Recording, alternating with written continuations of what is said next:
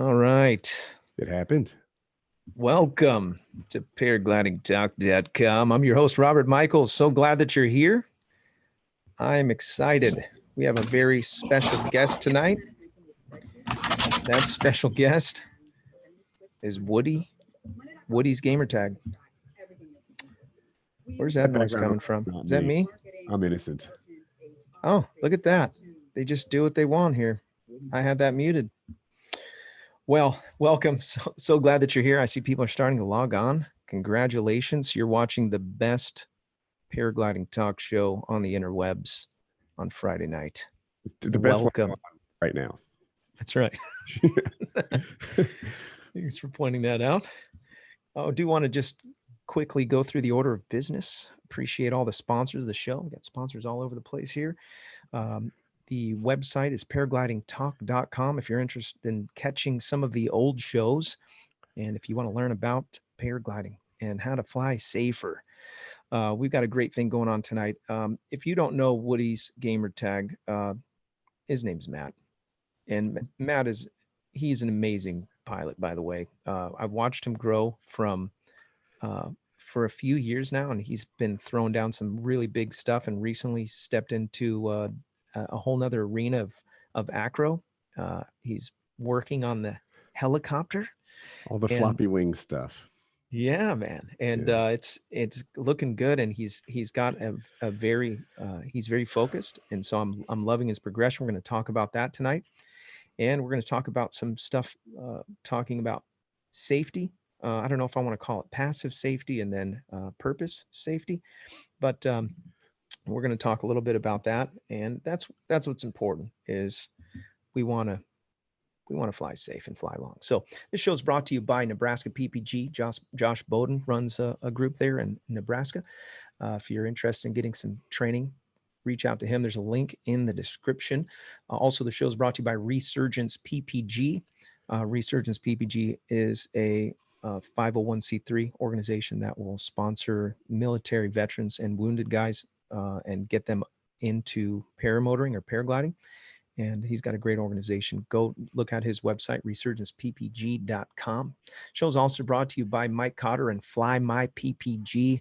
FlyMyPPG.com is the website if you want to go check out that school. They're in Michigan. They have a great group, and they're going to be wrapping up for the season, but he's still a great contact if you can reach out to him. There's a link in the description for that.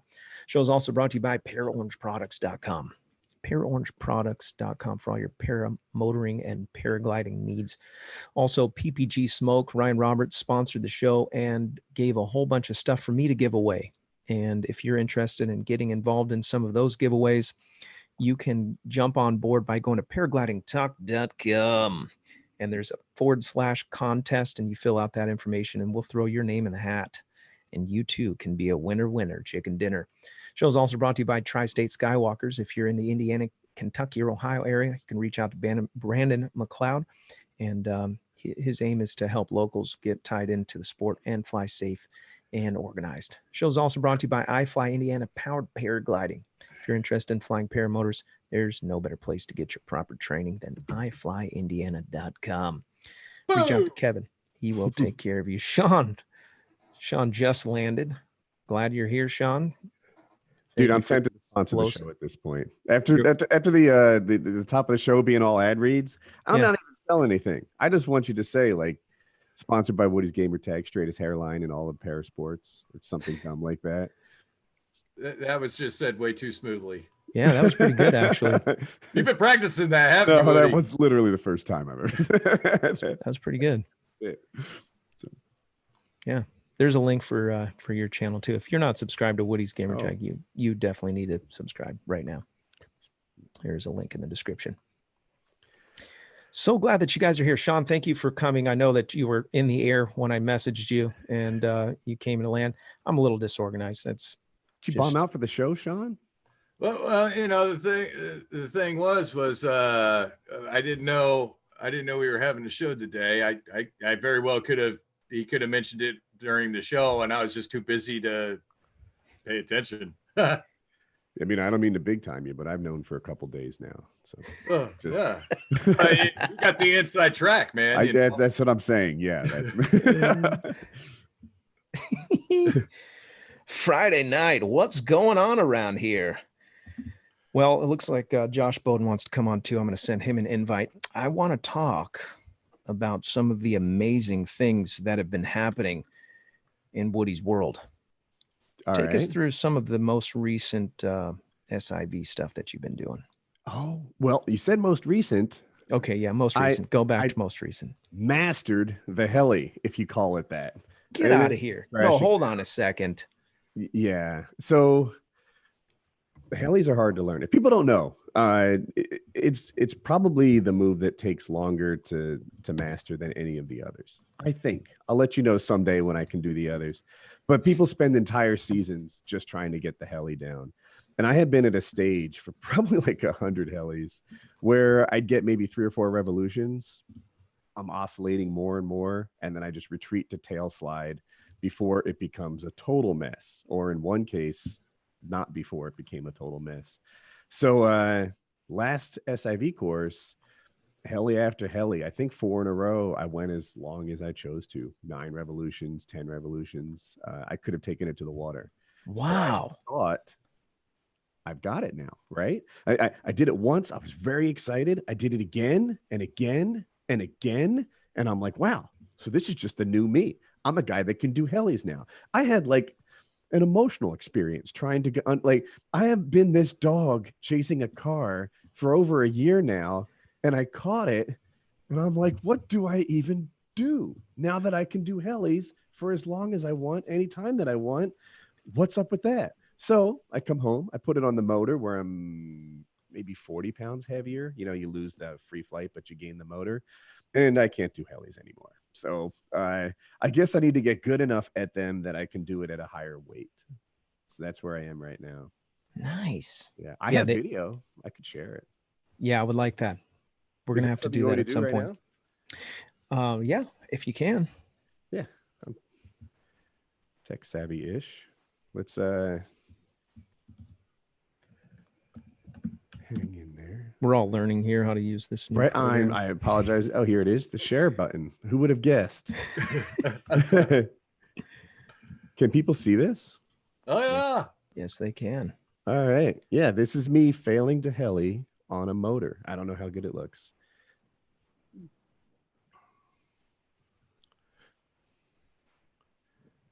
Oh, the frame rate's pitiful. Yeah, it's a little slow. You're pulling a Sean. But watch what happens here. I get a huge cravat. I'll try and see, things are not. Oh, that's this could be the wrong video. Shucks me. It was still a failed heli, but it wasn't the one I expected. You go into a twist? No. I basically on a heli, one side dives and the other side kind of stalls, right? So one side flies and one side stalls. Let me get my video back. Hang in there. Yeah. The share button's gone. That whole UI is gone. Where did it go? This is your world. We just live in it. I know, right? Oh, stop share. Click that. Okay. Break in the internet, Woody. So one side flies, right? It goes forward, and the other side sort of stalls and goes backwards. Well, it's tricky to keep them spinning at the same rate, So what happened in my case too often is the flying side goes really fast and it surges forward and comes down. And now I've got this helicopter that's oscillating and wobbling. And if it continues to get worse, then you get twists and trouble and I don't know, fall on the canopy or like awful things happen. So, what you do is you go to the tail slide. You stall it out, go backwards, and then exit like you always have. This knowing how to stall it and get to tail slide, that is the emergency exit for all these moves. When your rhythmic sat is going terribly, find tail slide. When your misty flip is gone out of whack, you find tail slide. When your heli goes all terrible, you're catching on to the pattern here. So that's how my first 100 helis went. I just went for a couple revolutions. Every one was worse than the one before it. Find the escape route. But we're working on not having to do that. That is pretty amazing. By the way, I think I saw a couple parts of your last session with, I don't know who you went with. but it was your Andy SIV. Fuller was there. Cohen was there. Andrew Fuller. That's who it was. Okay. Yeah. How did that go? Good. Yeah. Andy's is probably our best boat operator. And on helis, he's a little in front of me on the progression, right? So he's not Brad Ganuscio or Santa or any of like the legends, but sometimes that's not the guy to learn from. You know, this is my thinking, right? Like if I wanted to learn chess and it was me and Kasparov, well, he just like steal my lunch money all the time. I wouldn't learn anything. It's sometimes nice to have a guy who's just a step or two in front of you. And Andy was doing helis at the start of the season. Now he's doing them nicely. And I was not really doing heli. Maybe I am, kind of close to where he began the season. So, he's been giving me some tips and he operates the boat really well too. That's good. But yeah, so I don't know if everyone knows, we got this boat. I am 1/15 of a boat owner and winch. So Nice. Kind of a big deal. That is a big deal. But it's a nice thing because, like, what do they say? Boat bust out another 1,000. That's right. Well, if you split it 15 ways, it's not quite as bad. It's only it's 15th, right? Yeah, but it's whenever there's a repair to be had or some work to be done, sometimes the boat needs to be pushed from one place to another. It's kind of cool to have, a bunch of people chipping in and getting the work done. So I'm pretty happy with the way the boat club has worked out this year. And it's been a safe place for me to try things I'm not good at. And has it broken down yet? Oh, yeah. So we kicked off the season with a major breakdown, had to buy a new engine. So no. Yeah. And it was like $300 times that's 15. Not bad.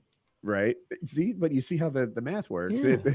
And then 2 months ago, it broke for like a long time, 6-7 weeks. And that was like $50 times 15. So you can see how the math is working out. The big bummer for me is not that I have to cough up a couple bucks. It's that we lose the boat for so long. Right. But what are the perks for having the boat? Do you get discounts on tows? Yeah, it's our boat, so we do the towing. All we do is pay for gas and maintenance on the boat. So like, there's no instructor there. It's bro tows, baby. That's bro tows. We're out there doing bro tows, and a tow probably costs about $12 in gas. We run ethanol free, so it doesn't go bad when it sits for 2 weeks or whatever. Yeah, and $12 a tow. Go out there. The harder part is the work. I wish that more of the club was active, because sometimes it's just Andy and I. Sometimes these names mean nothing to you, but sometimes it's just 2 or 3 guys. And it's not until you get to like your 5th guy that anybody doesn't have a job, if that makes sense. Like if it's 3 guys, you usually have like 2 pilots alternating and a guy in the boat. If there's 4, then you put a spotter in the boat. It's not until 5 that you ever sit under a tree and take a breath. And I'm old. I like that. Easy on the old jokes. We're probably the same age. Pretty close. You're adorable. No, I'm 46. How old are you? I'm going to be 40 next year. Yes. Youngsters. Puppies. Yeah. Yep. Well, I wanted to talk a little bit about safety. And by the way, the reason for the show, people may not know this, but I had a Cascade event, and it was at a place called Palomar. And it's the video that went viral, of course, because nobody really cares about good flying videos. They just want to see carnage for the most part, or they want to learn how to fly without getting an instructor. And the fact is, I was in over my head that flying day, didn't check a couple things in the weather, and I hit a level of air that is sheer, and that's where 2 masses are passing, and they can create these little turbulences, and my wing went away, and I overreacted, and I was heavy on my brakes trying to correct, and went into a face down spiral, full G'd out completely. What is it, 6 G's, 5 G's? It's a lot. I'm not sure exactly what it is, but it's brutal. And I felt it for the first time. And so kind of takes the breath out of you, makes your arms feel like they're 100 pounds. And I learned something that day, that I don't know what I don't know. And I thought, I need to find a way to learn about paragliding by talking to the best pilots. And Me too. yeah, and Woody. And then I started just reaching out to people. And so that's the show just kind of transpired from that. And so anyways, the hope is that you'll come here and learn something that you can take with you. Maybe it's just that you're going to learn that you don't want to fly, that you don't want to do this. But if you're in the sport already, most of you guys are already pilots. This is a place where you can come every week, Thursday nights, and learn about paragliding. Safety. What is Woody Gamertag doing? Woody's Gamertag. Mm-hmm. What are you doing to stay safer than the last time that you flew? That's a great question. There's a couple. I've got all these thoughts on safety, and it's obvious that in some ways my risk tolerance is pretty high, right? You know, I'm out there stalling it, trying helis, etc. But there's some mitigation, some of it easier to do on a paramotor than that other guys aren't considering. I think that you saw my post. That's where some of this stems from. I threw a reserve back in July, late July, and I kind of felt beat up online for a while, as if I was reckless and, you know, just a matter of time before I left the wife and kids behind and things like that. And I disagree. I have a different take on this. And the very guys that are fussing at me are buzzing around at 100 feet, you know, buzzing around below power lines. Guys are hitting trees. Guys are flying with no outs where they just land wherever. And the free flight community seems kind of like there's a lot of tribal knowledge in how to deal with landing in trees and stuff that doesn't exist in the paramotor world. There aren't that many people who've landed in a tree on a paramotor. I don't know any. So I can only think of one.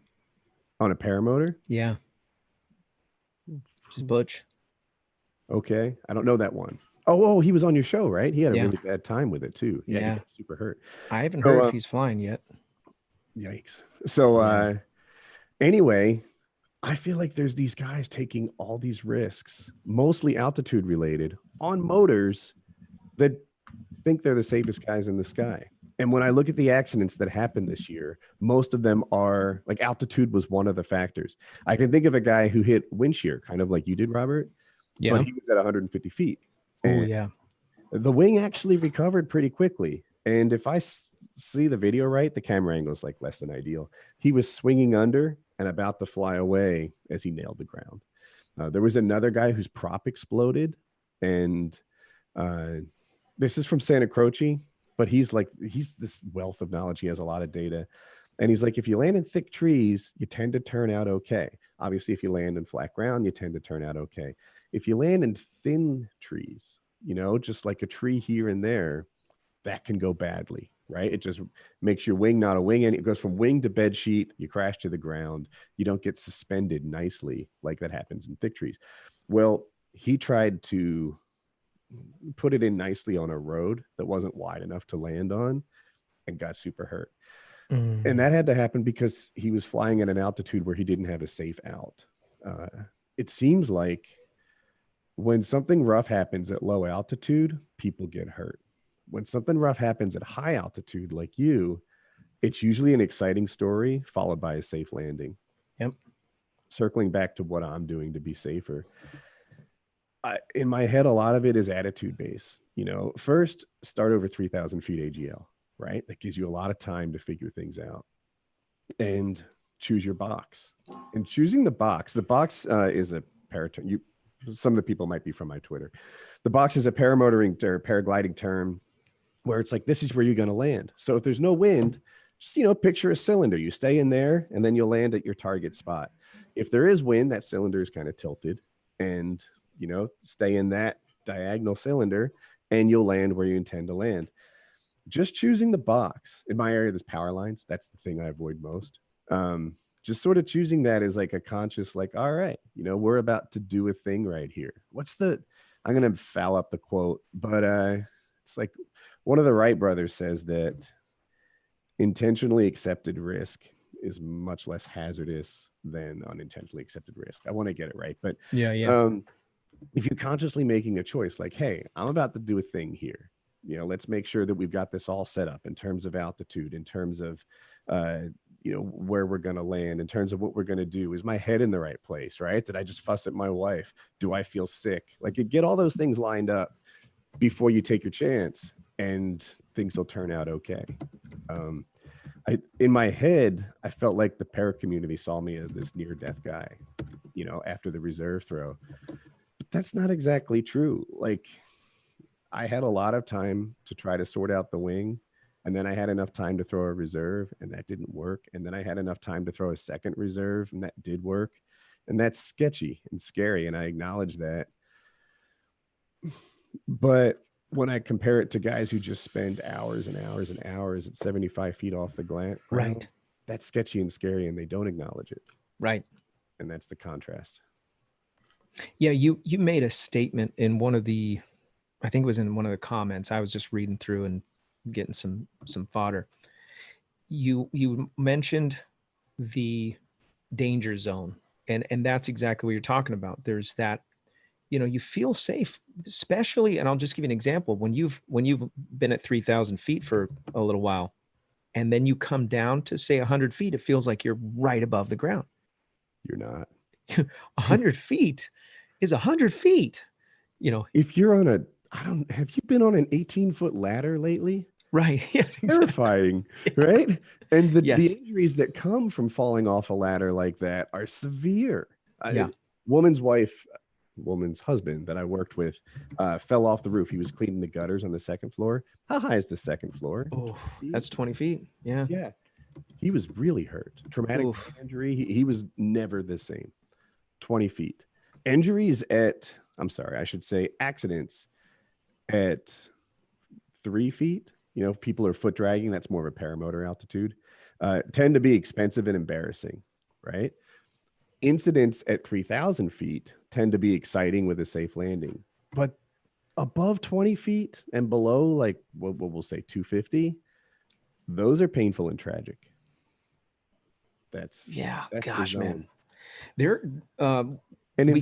Can I interrupt you? In free flight, it's hard to avoid that zone. Like, a lot of times, at least me, you might be better than me, but you're certainly better than free flight than me. But I sometimes in ridge soaring for a long time, just using that lift, looking for something better. And, maybe over half my flight is in that zone I say to avoid before I find something good and get higher. Is that what it's like where you are? Is that what it's like for you? I'm the scratch master. I'm a bad person to talk about that. I feel like I'm always the guy that's low, trying to find something. I'm not sure why, but since I did get a new wing, I was going to say it. We'll leave it at that. I don't think I don't recommend people stepping up in wings so that you're not the low man, but there's a little piece of me that feels more confident because I'm on a step up. I'm flying a C wing now, and I love it, by the way. Incredible piece of technology. If I replace my free flight wing, the Alpina's at the top of the list. Yeah, lightweight, same make as the Delta 3, which is a very common XC wing. Oh, and there is an Alpina 3. I have the 2. Mm-hmm. Got a really I know all this. Yeah, I nerd out. This is what I do. I read para websites all the time. Nice. But yeah, it's the lightweight Delta, and yep. I knew that you had the 2. I had been watching you test fly it and stuff like that. Video coming soon. Really good video. Oh, cool. Yeah. But I fly a Swift. The Swift is the lightweight Rush, which is the one just safer and less performance than what Robert just bought. And I'm having a hard time getting away from it. I don't know. Sometimes I feel like it's there holding my hands. I don't have to be scared. I think your air is more dangerous than ours. Ours is just humid and it makes all the humidity on the East Coast tends to make what we do a bit more mild. I hear guys say never fly midday. And Rob, I think I've seen 2 dust devils in my life. My entire life, right? And I spend time outdoors. That's 2 more than me. Is it? Yeah. Oh, that's interesting. Yeah. Where are you in the country? I'm in Ohio. Okay. Yeah. So, and the edges of the thermals here, they just don't bat my wing around like happened to you at Palomar, Robert. Yeah. And I don't know. Sometimes I think people look at the midday flying and cast a wide recommendation of never ever do it, when I think it's a little more complicated than that. Places like in California and Utah are, elite. Reno, Nevada, like those places, if you're going to fly midday, you should be a super pilot. North Carolina, this is the Fisher Price of midday flying. Fisher Price. By the way, are you coming to fly Blossom with me or what? I hadn't thought about that recently. I think you're worthy now. Doing helicopter puts you in a whole different category. I'm just saying. I could almost certainly do it at Blossom because I'd be in a free flight harness. Do you have a setup for free flight? I have 2 setups for free flight. Nice. Yeah. What are you using for a harness? So one is the Advanced Progress. That's what I usually do to my regular free flight in, and I have a Supair Acro 3 that I use for SIV kind of stuff. Okay. Is the Advance a pod? No, I don't have any pod harnesses. What do you think about pod? It's weird. There's a touch of Acro snob in me, right? So I'm like, that's what I thought. You're just out there sky sitting. But I've also thought about getting one too, but I've never flown a pod. They say to start in a seated harness, and so obviously I did, and then I went and I got an Acro harness, and I haven't bought a pod. Okay. Yeah. I think if you come, you're going to need a demo one at the very minimum. I accept that. That sounds great. And we'll do it at Torrey. Okay. Yeah, Torrey's. I've flown Torrey. I caught good conditions at Torrey. Before good. I went, they were like, Torrey is great. It's always great. It's on like 300 days a year. And then I went there, and that matched my experience. And then I talked to Max. Max Marion? Marion, yeah. I had martini so deep in my head, I couldn't get away from it. I talked to Max Marion, and he's like, well, it's not always on. But I described, if I went to the bottom third of the cliff, I could get back up without stress. And the max height was probably double or triple, 2.5 times the cliff, we'll say. Okay. Apparently that's what good is. That is good. That's what I had every day. Okay. So well, the invitation's open. Thank you. If you want to come. And try not to embarrass myself out there in front of everybody. Kyle O came and we had a blast. He got some really good flying days in, and I think he came in March. Which is, it's hard to say, man. By the way, right? That's time change. That's what time change is. You guys need golf carts at that place. Goodness, I see you hiking up there all the time. They have a golf cart. Wait, what? At Torrey?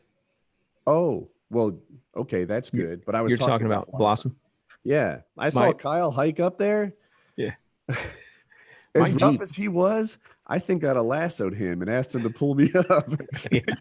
I'll tell you what, man. Some of the bumps at Blossom, you'd have to have like a 4-wheel drive, like something with custom shocks and everything to be able to get up there. Well, all right. From the footage I've seen. Yeah. Get something, man. Big Kubota diesel or something. I've got my Jeep. I am the what do they call them? Not a chairlift. You're the Uber. I'm the off-road Uber. Yeah. See, that's what we should do, Woody. Me and you should get together, and we should make a specialty designed golf cart for Robert. That's got like off-road traction, 4-wheel drive. Oh, I've seen those. Yes. Yeah. Make them. Yeah, they do. Well, see, there you go. There's some neighbors that have them that drive up every once in a while. That's a good idea. Blossomobile. Yeah. The thing is, we go there. I 4 by usually up to the top, depending on the day, and the roads got worse and worse, and so you top land pretty consistently. How often do you have to get back up? It depends how desperate I am to fly. Like there'll be certain days where I know I shouldn't be out there, and it's going to be a sledder, but I still go, and mainly for the workout. Oh, yeah, it's like a 35-minute hike with the 50 pounds on your back. It's a good workout. It's unrelated, but I do this thing. I live stream, and when I fail at the video game I work out, there's a pull-up bar behind me, or I do push-ups. Oh, get out of here! No, That's hilarious. Sometimes I just do it for the workouts. I play games that I can suck at, and I'll do like 40 push-ups or pull-ups and 100 push-ups in a night. Just oh my gosh, beat up. Yeah, that's brutal. But it's a workout. Yeah. Afterwards, you know, I'm glad I suck. I'd totally sit back and eat an entire family pack of Chips Ahoy cookies. Say, you're doing great. Yeah. Are we gonna give something away? I think so. Spin the wheel. It's almost that time here. I'm getting the last of the names here. I've got everybody in there, and I'm kind of surprised because this chat has been blowing up, dude.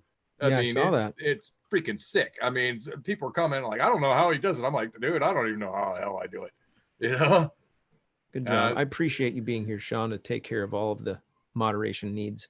It's no problem, but I'm doing the best I can here. And some guy wanted to know how long you've been growing your dreads. 9 years. Okay. Yeah, it's been 9 years. Okay, so I've got everybody's name in here. Okay, so I'm going to do the screen share here real quick. Hey, once I figure out, there we go. All right, so you guys should be able to see my screen right now, right? Yep. Are we ready? Do it. Drum roll. I even got you in there, Woody. Aha. Here we go. We're giving away a T-shirt, by the way. Ooh, who's winning? Paragliding. The sweet T-shirt. Paraglidingtalk.com It T-shirt. looks like Mitch Briggs. Mitch Briggs, congratulations. Congratulations, Mitch. Woohoo! Awesome. Mitch Briggs. That's it. That's MITCHBRIGGS. Got it. Cool. Yeah. I lost the screen, by the way. There we go. It's on a different page now. Boom. Goes the dynamite. Congratulations. So what I need you to do, Mitch, is message me in the contacts on paraglidingtalk.com with your shirt size and your address. Where are you going, Woody? Are you almost done? He's going to do some pull-ups. He's going to show off he's showing off the dad bod, dude. Nice. You No, know, he's getting it. I know. I'm going to sing a shout out to you when you know who it was. Yeah. Who's that? That's my son. No talking. Oh, I was wondering who that voice was. I was like, did I miss something? Is somebody else in this room in this chat? Your son's voice got deep. Oh my God! Did it ever? He's emasculating me. That's what happens. He's getting older. That's happening to my son. How old's your son? 16. 16. Yeah, my son's just creeping up on 15. That's Have about him the do right some age. pull-ups. Yeah. Colin, can you do a pull-up? Your turn. Since He said no. He's just gonna play his game. oh yeah, you gotta take that game away from him and say, hey, you got in on the show, so you gotta do at least 10 pull-ups. At least 10. All right, Kyle, do a pull-up. I'll log you in. 1 minute. Sorry. There you go. That's the price for having to have dad fill in the sign in. That's right. Paraglidingtalk.com. Real good one. Come on. Yeah. Friday. Fight. Oh, That was pretty close. No, go. that doesn't close. count. That doesn't count. Hey, he didn't do a full one, so that don't count. He doesn't have it, I guess. Sometimes he hits him, sometimes he doesn't. Yeah. Nice. He had parkour earlier today. I think it's burnt.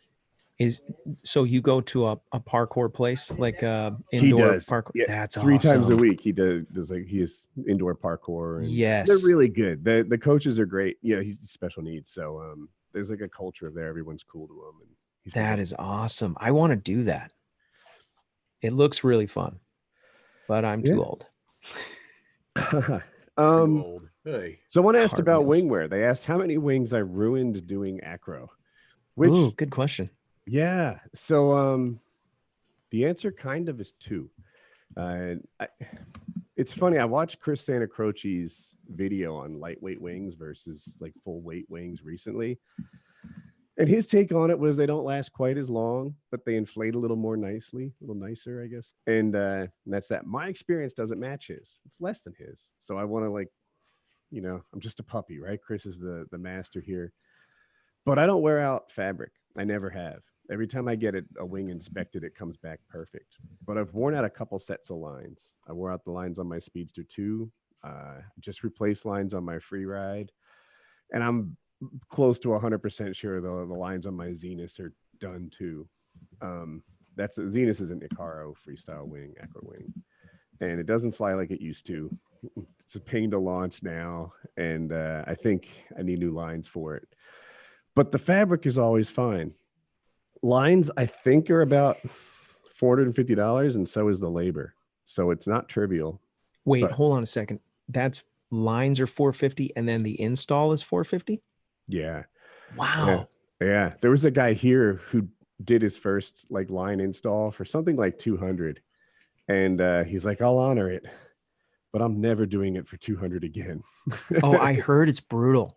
Yeah. I just looking at the lines, like I think putting the netting on the back of a paramotor is a bit of a pain in the anatomy. To do the lines on a wing. Yeah. So it just so happened that Cloud9 offered the discount.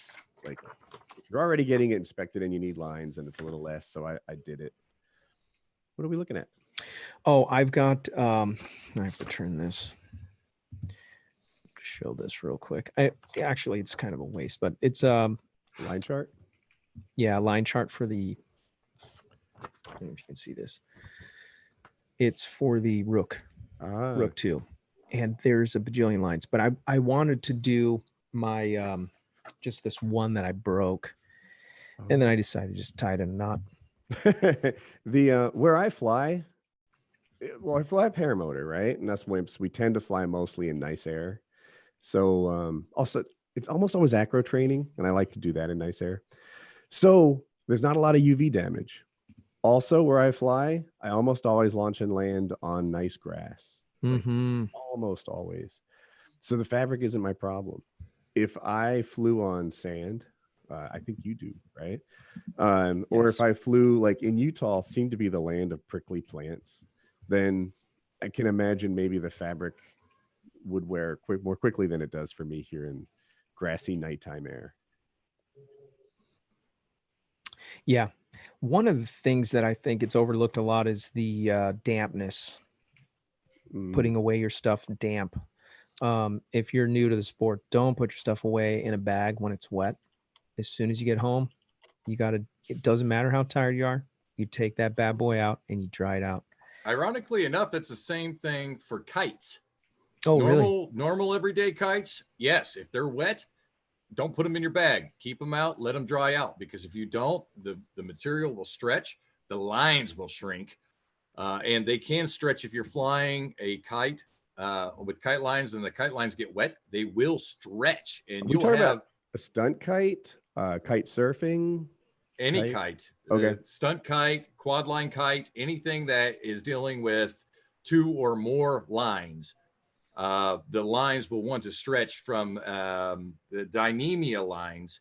They will stretch amazingly. They have something called spectra line, which is a little different. That can get wet because it's been saturated with silicone. We use it on our winch.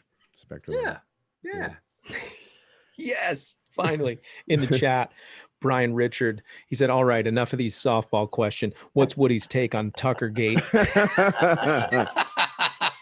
We talked about this before the show, and I said, Woody, is it okay if we talk about this? I got some thoughts on that. So if you don't know what Tucker Gate is, please, no, actually, yes, please explain. All right, Tucker Gate is the biggest thing in probably all of parasports. I don't know if there's a more famous para person, maybe JBC, right? Who would be more famous than Tucker? Do you got a guy? No, Okay. It's Tucker for sure. 100%. JBC gets like 50 million view videos, but anyway, Tucker got John Beach Baptiste. Yeah, John Baptiste. Chandelier. Yeah.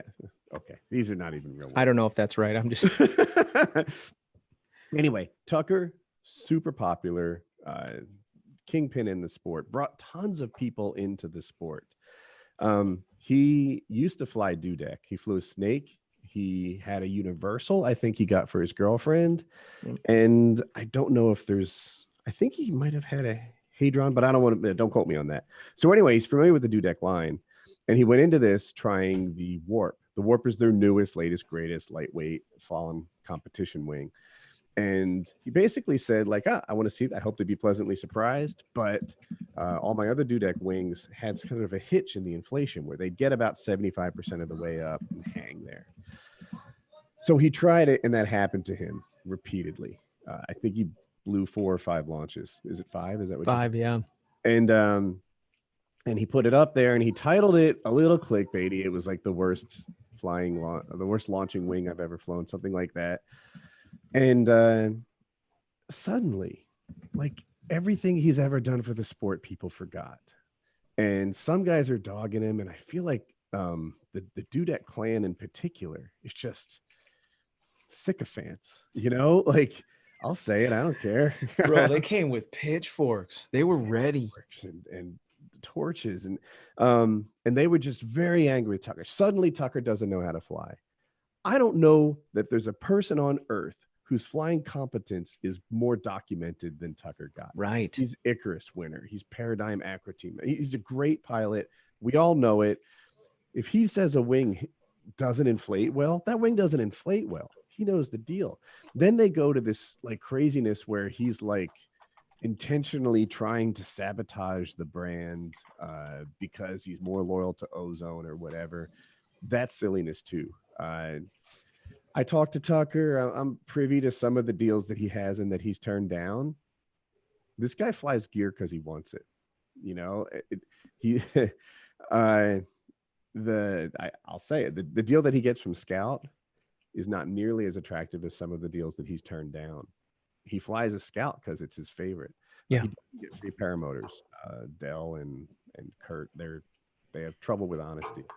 So, but I won't go all into the details of it. That seems like it's not my place. But I know enough of the details to say that this guy chooses the gear that he prefers the most. And they've just gone off. And I saw Clinton. Now let's forget your politics or any of the listeners' politics for a second. He was talking about what it was like to be president compared to governor. And the way he phrased it was, people forget you're a 3-dimensional person. They just throw stones at you and say things about you, forgetting entirely that that you're like a guy, not just somebody on their TV screens. And I think I've been guilty of it too, not with like para people, but maybe I'd say, this actor didn't age well, forgetting entirely that would really hurt someone's feelings if they ever saw me say it. So they come in force to the Facebook group and places where people hang out, just memeing on them and digging on them and stuff. And it was like, I don't think you realize what a jerk you're being. Like that this is like a regular person over there who's having a really bad day, I suspect, because of it. And I don't know. It was just like, I guess it gave the people who I wouldn't want to be a chance to reveal themselves. And that's my take on Tuckergate. I sent him a message, and the first message was, I said, Dudek woke up this morning and crapped their pants. Maybe Dudek will make their wings inflate better. So here his comment, he said, I kind of feel bad, but it's 100% honest. And I said, that is exactly what we need in this sport if we're going to evolve. I'm reading it directly from the message. If it's all about butt patting and kisses for money, the sport won't grow. Glad you have the goal to speak the truth. And that's all that we need. There are people that have broken themselves because of a connection to a brand. And, that was something that Russman, because in the beginning, I started flying 777 and I reached out to 777 to say, hey, I really like your wing. And I still do. I still really, I have a tender spot in my heart for 777. And I said, I would like to be your Tucker Gott if my channel explodes, and keep me in mind if you want to send me some stickers and you want me to promote your stuff and we can work something out. And it was funny because the owner messaged me back and he's like, I watch your show and I'm one of your subs. And I didn't even know it. And I'm like, that's so cool, and I'm going to have him on the show at some point. But the fact of the matter is that there are people that have hurt themselves because of they're trying to cover up something, or they're trying to just, I've got a conspiracy, and this is very touchy and probably should be for the after show. I might take some people off, but we'll say it anyways, just to bring it. It's a Friday night.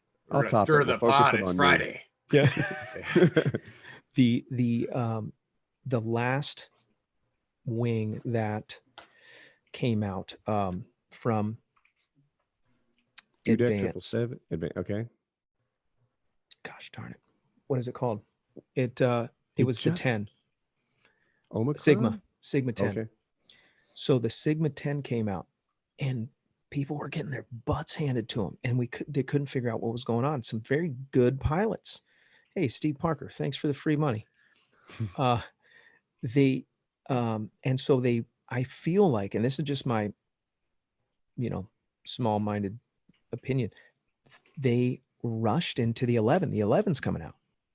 And I think it's to try to, kind of mull over what happened with the 10, because there was a lot of talk about some missing passive safety in that wing. But anyways, what I'm getting at is, if it is about, if we can't get accurate, real-time, not everybody can relate to these guys that are testing wings in a factory. And I get it. They're all, they're flying the wing. They're in the same conditions, same time. They're launching with the same characteristics, same mountain. They weigh the same thing. Weigh the same harness, same, but sometimes I just like to hear what somebody's opinion. I'll watch a video on YouTube because they said, hey, I bought a new wing. Here's my thoughts. I'm like, oh, I want to watch that because I want to know, what does Common Joe say about the wing? And back to Tucker and his experience, documented for years, incredible skills, and it's on display every single time. And he doesn't mull over and hide botched launches that I can tell. I think it's great. It actually adds to the drama. So when he has those, he'll drop them in there. I think I would be surprised if Tucker did another video as critical as that one, because I don't think he liked the response. Yeah. Can I jump in right here? Bring it. So I was talking to Tucker also, and he sent me a video. The attitude of the wing was very strange. So I said, it's a demo wing. I've demoed wings from Dudek, and Brian Richards actually was a Snake XX, and I think he'll probably chime in, but he cut a line, cut maybe 2 A lines. I had him replaced, sent him back to Ryan. What do you mean he cut a line? Are you saying it snapped while he was flying? Got caught in his motor? Well, he was flying my Instinct. I think his lady shoulders, it let it fall off his back. And right, Brian Richards, I should have guessed. Yes. With his, yes. I mean, young lady shoulders. Yeah. Petite, very petite. So I had lines replaced. If you look at that picture right there, that's Tucker's Icarus wing that I bought from Aviator back in the day. That picture is from Endless Foot Drag right here, and that's a warp. So yesterday we had this thing because we've got an 18, a 16, 2 16s. And Brian Richards is flying the 16 warp. I've got a 16 warp here, and our buddy Corey has a 18 warp. So that was the goal yesterday, was to get as much video of the warps flying. And it seems like everybody's putting out videos. And so my thing is, when I was talking to Tucker, he sent me one video, and the wing looked like it was really lagging back. I said, hey, do you have the line diagram? Could you measure them? There's a possibility that maybe somebody replaced lines enough that it's lagging back. I don't know. It's a demo wing, so things happen to demo wings that, they're not inspected every time they go back to the supplier or the importer. So maybe something's up with that wing. I like the fact that Brian Richards is in the chat and he says lies. Oh, it was a Hadron. It was the Hadron. It was a Hadron 1.1, and that wing. Yeah. I imagine he says the lies are about his feminine shoulders. Yeah. Right. Okay. Yeah. I've seen him. So it's just there. I think there are a lot of things that could go, that could come into play, because Tucker's a great pilot. He showed it. He's shown it for years. The first time I flew the Hadron was last November when I went down to Ryan's place, and I trained with him 10 years ago. So I've had a relationship with him. I sell his gear, but I also sell, I've got a relationship with aviators. So it's right in the middle of the country. So I'm kind of between Ozone and in Dudek land. Dudek. It's like today, I meant to pack up my Gin Carve that I finally demoed yesterday. So I don't ever want to be the person that only flies 1 or 2 wings. I always try to fly them all. I have students, and it's like, what should I fly? A Dudek Universal or a Ozone Spider? I don't know. It's a tough thing, but I think there's like more. Let's do your Carve review right now. Yeah, bring it. I was flying a 20. So since the USP PPA gave us that tandem trike exemption, I went up to Midwest Parajet and I got my certification there 4 weeks ago, and they had one of Santa Croce's wings from the endless foot drags, from the foot drag, his 20-meter Carve, and I flew it yesterday with the Russian dude that's doing the 20,000-mile hike around the U.S. Evgeny, he's the SkyMax paramotor guy. Okay. He's reached out to a lot of people, so he stopped by yesterday and flies a 15-meter free ride. Great guy. We were talking about the Carve review. Yeah. So I flew his motor on the Carve, and for me, a 20-meter Carve is probably a little boaty, a little floaty. And I don't do a lot of high acro. I'm more of a low Carvy type pilot, but I love the Carve. I've flown Dudeks with the 2D steering. I love the 2D steering. And the Ozone 2D steering isn't, to me, like a true 2D, where the Carve actually had the 2D. Conditions were okay when I went up, but no, I love it. I love it. And I've wanted to put another wing in my quiver for, to get away from just Dudek and Ozone, because that's typically. And now I have a BGD Luna 2 that I'm waiting to demo. So, yeah. Yeah, I'm also manufacturer agnostic. I have 10 wings, and I think Ozone's the only one that I have 2 of. Yeah. No, I have 2 Air Gs as well. But anyway, I'm not loyal to any one manufacturer. I tried the Carve. I want to try it again. When I tried it, I was a 150-hour pilot, and my mentors had just opened that class of wing to me. I'm grateful to them now, but guys like Eric Farewell and Shane Denherter didn't let me fly it. They're like, as soon as you get on this thing, you're going to try and get upside down. You're going to get over your head. Right.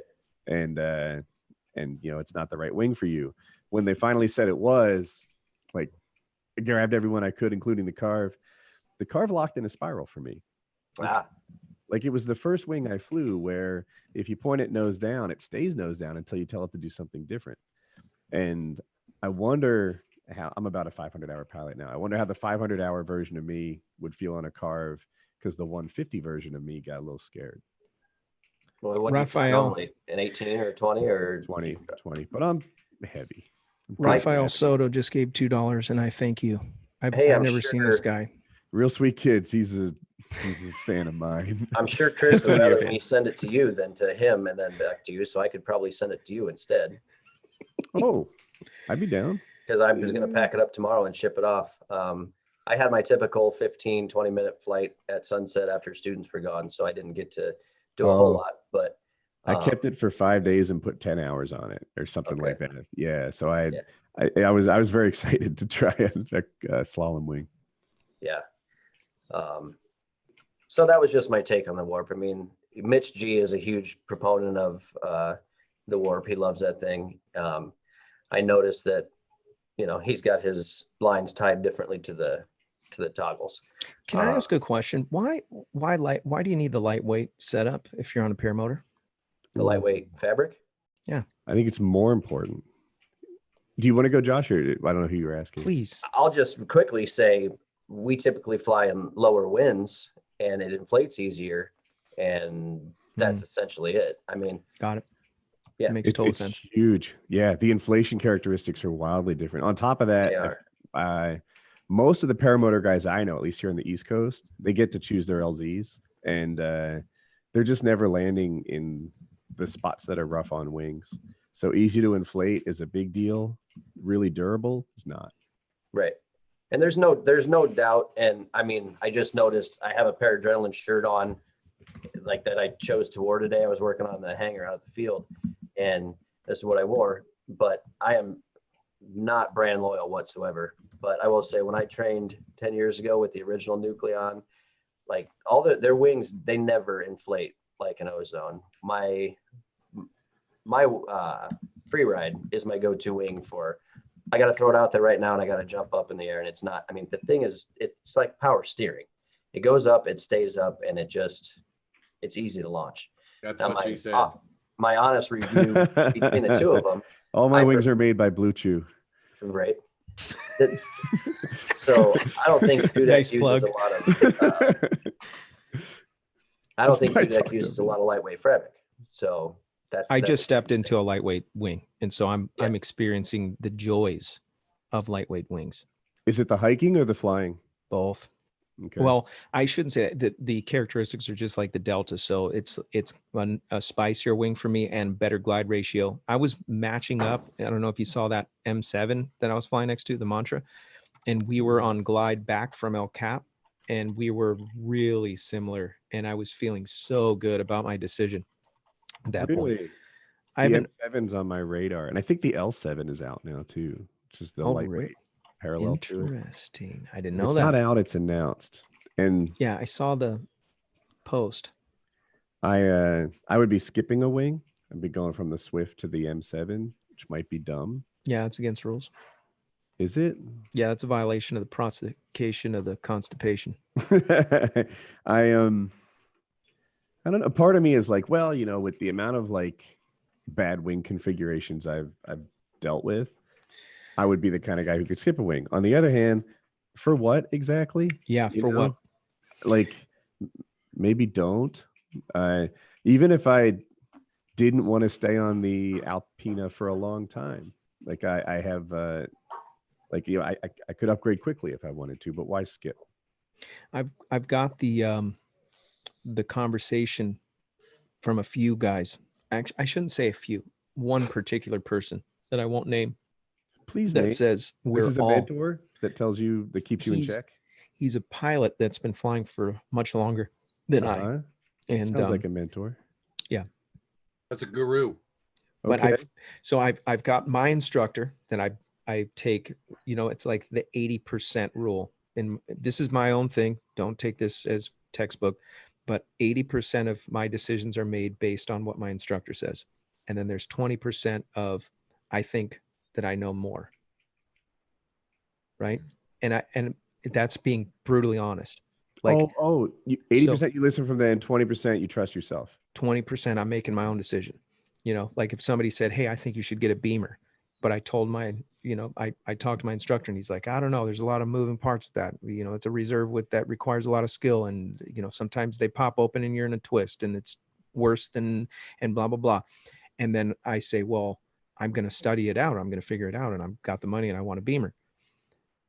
And then I'll bounce it off of him again. And before I make my decision, but you know, 80% of what I'm getting. So this guy, he tells me, you know, I think most of these guys that are flying in the C class are premature. And we're talking some really good pilots, in my opinion, that are excellent pilots and have very good track records and very little injuries. And he just blanket. Most of these guys shouldn't be on C wings.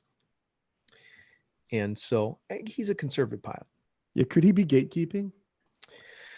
So tell me what do you think? Not knowing the guy, why would somebody do that? In the paramotor world, I feel like sometimes people say you're not ready, you can't have this, because they like to be above them. Sometimes that happens in the paramotor world. And I don't, in the free flight world, my impression is there are guys who don't have to worry about you joining their level, right? Chris Santee is not concerned that people will think I'm his peer. That's not a problem for him, right? So he can recommend things to me without ego. So I'm just wondering, where are we here? Is he saying all of these pilots are not sea level? Is he being a gatekeeper, or is he saying they should be on Bs? Yeah, I mean, parts of them are right, but when I'm talking to my instructor and I'm saying, he's watched everything, all of my progressions, he knows what's up. This guy isn't always there, and most of the time he's flying in different places around the world. So it's one of those things where it's like you take everything with a grain of salt, and you have your main people that you talk to. The main people are the ones that know you the most. That's what's important. If you got like, you can't take credit. Like, I bet you took all kinds of heat on YouTube for throwing double reserve. By the way, that was awesome. And thank you for documenting that. It was so cool when I looked at the picture and you got your wing, you got 2 reserves laying in the, I was like, oh my gosh. Yeah, that really happened. That is so much time. I get mad when I have to put my wing away. I folded the square and sent away the Beemer 3. It was hard. But anyway, Beemer 3 first or reserve square first? Which one did you throw? I threw the Beemer 3 first. No. And it got collected by the wing. I've given this a lot of thought. It just gobbled it. Yeah. Let's talk about that. Yeah, please. Take it from the top. You're not gonna cut me off on the hour. Oh, I do need to just give away something real quick. Okay. Drum roll. The winner this week of the PPG Smoke Contest, Michael Phillips. Congratulations, Michael Phillips. You are the winner chicken dinner. If you'd like to get your name in the hat, go to paraglidingtalk.com/contest. And yeah. All right. Is it my turn? I'm serious. Is it my turn? Or are you still doing your thing? All right. So I'm doing a heli. I had gone to a more advanced wing that had longer lines. Acro wings have long lines. And I had some success on it the weekend before in an SIV environment. I had motored it, I had stalled it and stuff, but I hadn't helied it. This is my first time. Actually, literally my very first time went wrong. And the wingtip sort of, I guess it was behind me when I entered the stall, and it shot forward and it twisted up in front of me. So now I have, I'll call it 3 riser twists. And I've been in this situation before 10 times, 12 times, something like that. And I was kind of, yeah, I'm not. Wow. So, but not like, I guess I'm not counting like half twists or 1 twist, and I just pull it out, and I'm even kind of chill, right? So I've got 2 or 3 twists, and I'm like, this is going to be okay. I'm not at a 10 on this or anything. And so I start trying to work out the twists, and I know that I have a ton of altitude. I start trying to work out the twists, and it gets worse. I go from 3 to like 7 twists, and now I'm alarmed. Yeah, and I'm at 7 twists, and one of the tips is either cravated or the brake is pulled, and I'm in a nose down spiral with 7 twists, just zooming towards the ground. For the non-para people in the chat, a nose down spiral is the fastest way you can descend. That's as high as it goes. And the whole time, is it Bonnie Tyler that I Need a Hero song is playing on the radio? I had just had like a workout mix on. S Stormer 454 just mentioned that in the chat. Like, oh, really? He's got to mention the song. Yeah, it's like, I need a hero. He's gotta be strong, and he's gotta be tough, and he's gotta be fresh from the fight. And it's just buzzing in my head. And I'm twisted up. And now I have like 7 twists, and I'm alarmed. I'm like, oh my gosh, like I've got a real situation on my hands. I didn't even think that. I guess I had the reserve in the back of my mind, but I knew with the altitude, I had time to try to sort it out. Yeah. And we'll circle back to that. So that's what I do. I start fighting the twists. I can't reach above the twists. My paramotor carabiners are higher than my free flight carabiners. So on free flight, I would have been able to pull above the twist, which is pretty effective in Motor, I could only reach below the twist, which is less effective, and I had a hard time getting them out. But I do all the way to the last one, like the last half twist, and it's just stuck there. It's stuck there, and I'm nose down, spinning, and I can't get just that last bit. And if I do, I'm fine, but it's not coming to me. And I thought, like, the whole time, the reality of throwing a reserve is growing in my mind. And it's like, well, like, this is really happening. So I've thrown a reserve in an SIV course. One of the things that Gabe's course does is they have you put yourself in a bad position. In my case, it was a nose down spiral, and you throw the reserve from that configuration. So I'd done it once before, and I've seen countless YouTube videos on it. And I had what I thought was a good throw. Like, I didn't do it poorly. I grabbed it, I took it, I had it on my chest, and I put it out with everything I had. And I didn't watch it go, but I know in my heart of hearts that that thing just zoomed out. And then the wing collected it. Straight into the wing. No, I think the wing came around and got it while it was still sort of just floaty out there. So I see it in the lines, and I know it didn't work. And by the way, my vision is obscured because my helmet's like one of these things. Yeah. And I try to pull on the risers. This is another thing I've seen. My friend Joe Lozon just won his. Oh no, we're watching replays. I'm sorry. Anyway, I'm pulling on the risers, trying to get the bridle free. Then trying to get the wing. If the wing just catches a little bit of air, then it kind of like starts to balloon and turns into a reserve that's useful. I gave up on that idea quickly. I grabbed my second reserve. I give it a big throw, and I couldn't see it, but I could feel it. You know, it starts pulling up on the shoulders, and I start coming down. You look down, I'm going in the middle of a farm. I had chosen my box. You know, I had a lot of things sort of figured out before the maneuver even started. You know, my altitude, where I would land if I were to throw a reserve. All that stuff was predetermined. So that had gone according to plan, and I'm landing in this freshly plowed field. It's like every step you take, you sink 12 inches in it. It was so soft. And I'm trying to figure out which way I'm going to roll. Like, my instructors have all taught me to PLF, and I've only ever landed in water.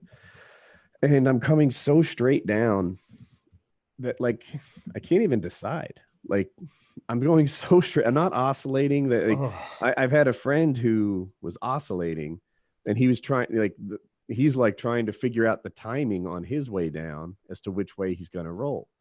It turned out he went to like that, and it just placed him very gently. He got lucky. So, in my case, I went so straight down. What I ended up doing was kind of going like feet cage prop. Like, that was my, that was how I landed. And I did bend the cage, but I bent it back. Ross Gasway helped me bend it back. And good. And then it was just like I can't believe that. Just like, really, I'm totally fine. Like, I think I had worked out my legs that day. I think if I hadn't had a leg day, I would have stuck it on my feet. Like, it was that gentle. I run oversized reserves. The Beemer 3 is 42 meters. The square one I ended up coming down on, I don't know the size of it, but I know it's rated for 150 kilograms, which, even though I'm heavy and I have a motor, I'm not that heavy. Gosh, that's massive. That's how I roll. Is that for tandem? No, I actually just bought a tandem. They're 220, but okay. So yeah. And the lesson, like, the day or two later, I thought I did everything right. I was like, man, you know, aside from sucking at helis, after that, things went well. And there were a couple things that I still think went well, and I don't know what to make of that data point. Like, for example, am I impossible to G out? I pull G's all the time, right? I do it 3-5 times a week, you know, 3 to 5 runs a flight. And I was in a nose down spiral for 3.5 minutes or so. 3 minutes? I looked at my, I had Fly Sky High running. Oh my gosh, that's eternity. Yeah, I was really high. And that includes the reserve ride. So maybe 3 minutes was the actual, like, nose down spiral. So word. I'm like, am I impossible to G out? Is that data that we can count on? Or was I just hard to G out that day? Like, I don't know. Another thing, I didn't panic, really. Do you think it could be because your body's used to G forces from doing all the acro and experiencing it so often? I wonder, because Gabe said that, one of my SIV instructors just said that he and his guys were like that. And I think I pull G's as often, or more often than most pilots, right?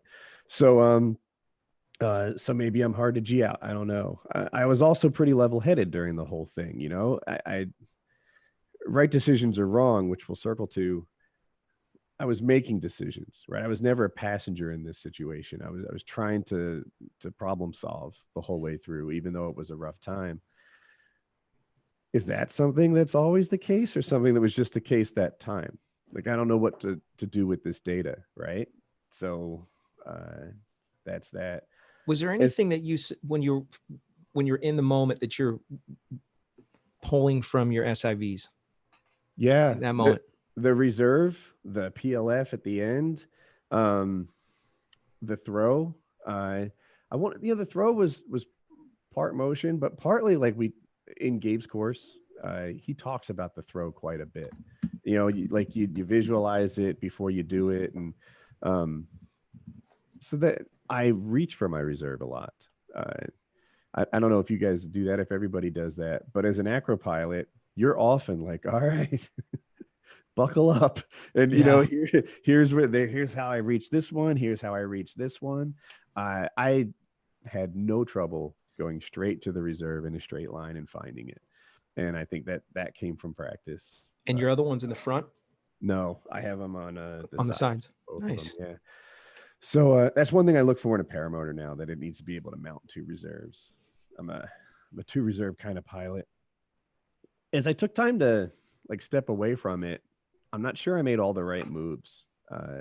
I burnt a lot of altitude trying to sort out the twists, and some more experienced pilots said that wasn't the call, that I should have thrown the reserve from way up and not tried to do it from that spiral. Like, what if the wing had collected the other reserve too? Ooh. Right. Yeah. Also, while I did leave myself enough time to throw 2 reserves, in my estimation, barely enough time to throw 2 reserves. You know, even if I did work it out and find myself in that spiral, so I'm throwing from a bad place, the worst place, one of the worst places. You know, like, I could have thrown it a little earlier so that if I had to pull the rise, if I had to do something, it could have been better. I left myself just enough time to throw 2 reserves, and that wasn't the margin that I would do next time. So I thought about it. Even that song is a little traumatizing. I have Bonnie Tyler PTSD. The only one. Take that off your flight list. You know what I'm saying? Dude, no, I've confronted it. I've listened to that song like 50 times since, maybe more. Like, I did a fly-in at Moonshiners and listened to it repeatedly. Like, you know, you're up in the sky having flashbacks, and you're like, you know. Yeah, I'm Just all wait about until that song's over to start pulling. Ooh, it acro. could be that the song is bad luck. Yeah, I see. Yeah. Just let that one play through. Yeah, but yeah, I thought I did everything right, like on landing, and my friend Joe is killing this guy. And but after processing it for a while, I think there was some room for improvement there. Since we're the after show, technically, and we're doing this is a special show, so we don't know when this show is going to end. It's just in case you're wanting to go to bed, now's your chance. But you've had Joe on the show, on your show, a couple times. Did you want to mention something? My friend Joe Lozon's fighting in the UFC. He just won his fight. He did win a TKO in the first round. I think he took the guy's back and he was just punched him in the face until the ref saved him. And he looks really happy. Hold on, he's not going to be able to quit. I text his wife after every fight. I'm sorry. So he just won right now. So was it on pay-per-view or something? Remember pay-per-view? It's on ESPN2 or something. I just am streaming it. Nice. But Yeah, it's So this we were is talking my before thing. the This show. is big for like. Do you know anyone who's really into the Super Bowl? I have jitters. I think he's fighting back tears right now. This is a very Well, I'm paint so the happy. picture for us, because you told me Okay. before the show. I think it's interesting. So I've been friends with Joe for a long time, 8 years, something like that. And he's a UFC fighter. I've been to a few of his fights. I've trained with him in one of his camps. And he lost, I think, 4 in a row. It might be 3. And he's 35. So people didn't know how many more fights he was going to do. He doesn't know how many more fights. Some people assumed he was retired because he took a longer break from his last fight to this one. And he had some hardships that like impacted his career. You know, he had a kid born with cancer, and you know that was a problem. The kid's okay now, but it definitely impacted his training and his lifestyle and like what's going on in his home. And he just knocked a guy out in the first round, and it's so huge. I'm tingling right now. I'm very excited for Joe. Was he on Ultimate Fighter? He was, yeah. Yeah, He was on he was with Nate Diaz, I think. Yeah. Yeah. Yep. Nate Diaz is a local, by the way. He's from Chula Vista. He's not from Stockton. Yeah, he claims Stockton. Really? He has claims. He Nate claims Diaz. Stockton. Both Diaz brothers do. Oh, maybe I'm mixing up somebody else. He's from. Well, he says Stockton. So. He has a shop in Chula Vista. Hmm. I watched a documentary on it. I thought it was, maybe it's not Nate. I'm mixing up Nate Diaz. Hold on, I have to go to Google. That's What's his possible. name? This is all football to me. I don't even watch sports, so you know. Dude, this is like my team just won the Super Bowl. Yeah. Woody wants some gambling money. He's like, No. I'll put $5 on that. You know, I'm just saying that $5,000 I can make off of $5. Yeah. Anyway, Joe won. This has been That's awesome. on my mind for a while now. Not Nate Diaz. Who are you Pay thinking no of? attention. Who were you thinking of, Robert? I'm trying to find him right now. I can't remember Oh, his okay. name. It's okay. He's a good fighter, though.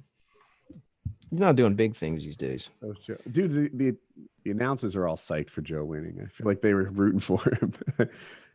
He still looks like he's in tears. So anyway, I apologize. I interrupted your show, but No, I wanted to know about that. I'm Yeah. trying to find this guy's name. Oh gosh. You're on a computer Googling with your phone, aren't you? Dominic Cruz. Boom. Oh, Dominic. Yeah. Oh, Dominic, he's a very good fighter. Yeah. Yeah. He's this all guy- kind of old. Like, Yeah. Joe's how old? 35. Yeah, like that's old. Dominic Cruz is old too. Yep. I mean, Yeah. relatively. Yeah. Cruz is old. It's hard to measure his miles though. Like he spent so much, maybe you know this already. He spent so much time injured. It makes me wonder, like, does his body have a lot of miles on it, or is it still pretty fresh? I don't know how to measure that. Low mileage. Yeah. Like he's at ACL. He busted his ACL, and then just as he was about to fight again, he busted it again. And then he took out the other knee, and then he had plantar fantasia, something close to that, fascia, fasciitis or something like that, which is in your feet. Plantar. Yeah. And that's gnarly, by the way. Yes, yeah, and his mobile style is even more gnarly for him than most fighters. So big deal. Wow, Joe's got a tricky. God, I'm glad I'm not fighting Joe. I get thoughts like, can I help him? No, Woody, you can't. You would be a negative in there. Let Joe handle this on his own. This is not where you belong. Hey, Robert, I think like a year ago you had a talk about who would win a fight between Woody and Dell. I remember that. You touched your nose. Set it up, Robert. Yeah. Make that happen. Yeah. Yeah. He still somehow creeps into every show. I was over there. I was by his house. Yeah. I went to the Red Rocks Fly-In. Yeah. I didn't know he lived over there until I was there, and they were like, hey, did you go see Dell? I went to Brad Ganuccio's. I went to Brad Ganuccio's. I did an SIV with him in the spring this year. Oh, nice. Yeah, so I guess I wasn't far from Dell's place either then. Yep. But have you done an SIV yet, Robert? I have not. What's the thought process there? I could do it. Mm-hmm. It's time and money. Time and money. But I do plan on doing it. I would probably go with Brad now, especially now that I know about his Airbnb underneath the house. Is the scheme of how to get your stuff there, flying there, the airports, all the logistics. Always that kind of stuff freaks me out. Mm-hmm. And so now that I've got that all kind of behind me, it's a how do easy they path fly for me. it there? What's that? You said something about the flying that he has worked out. Like what did you mean? Oh no, I mean like me flying from here, bringing my gear, flying on an airplane to Utah, and then knowing the logistics of that I can stay at his house with the Airbnb setup. Probably take a group of guys from here to lower the costs. I have one pro tip about traveling with Paragear. Yeah, bring it. I bought a bag from Dick's Sporting Goods. That's the kind of soccer coach might have to carry all the balls. And I just jam my gear in there. The thinking that is a great idea. Like your Paragear is just filled with buckles and little grabby things that a conveyor belt would love to eat. Yes. Go let it eat that soccer bag that you got for $25, and it packs everything in smooth, and it's better. YSL Thugger wants to know, what is your most expensive hotel stay? Mine? Yep.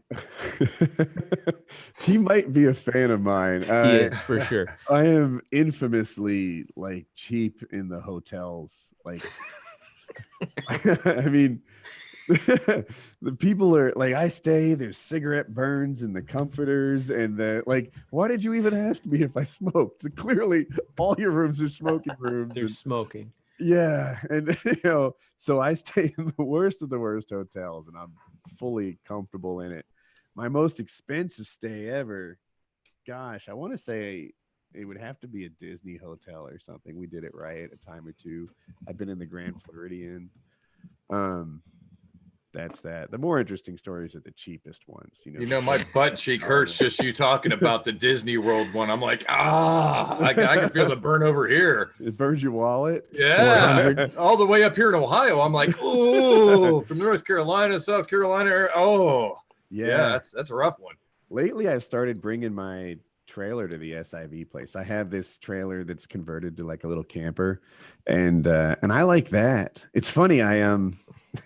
I convinced myself, I lied to myself enough that it has a shower hookup, right? So if you connect it to a water source, you have a shower there. Well, I don't have a shower hookup at the lake. So I just buy a bunch of water and like pour bottles of water on me. And I'm like, yeah, I'm pretty clean. And then like after a whole weekend, I've got like pimples on my skin and stuff. And it's like, yeah, you were lying about that. Your hygiene is below average, Woody.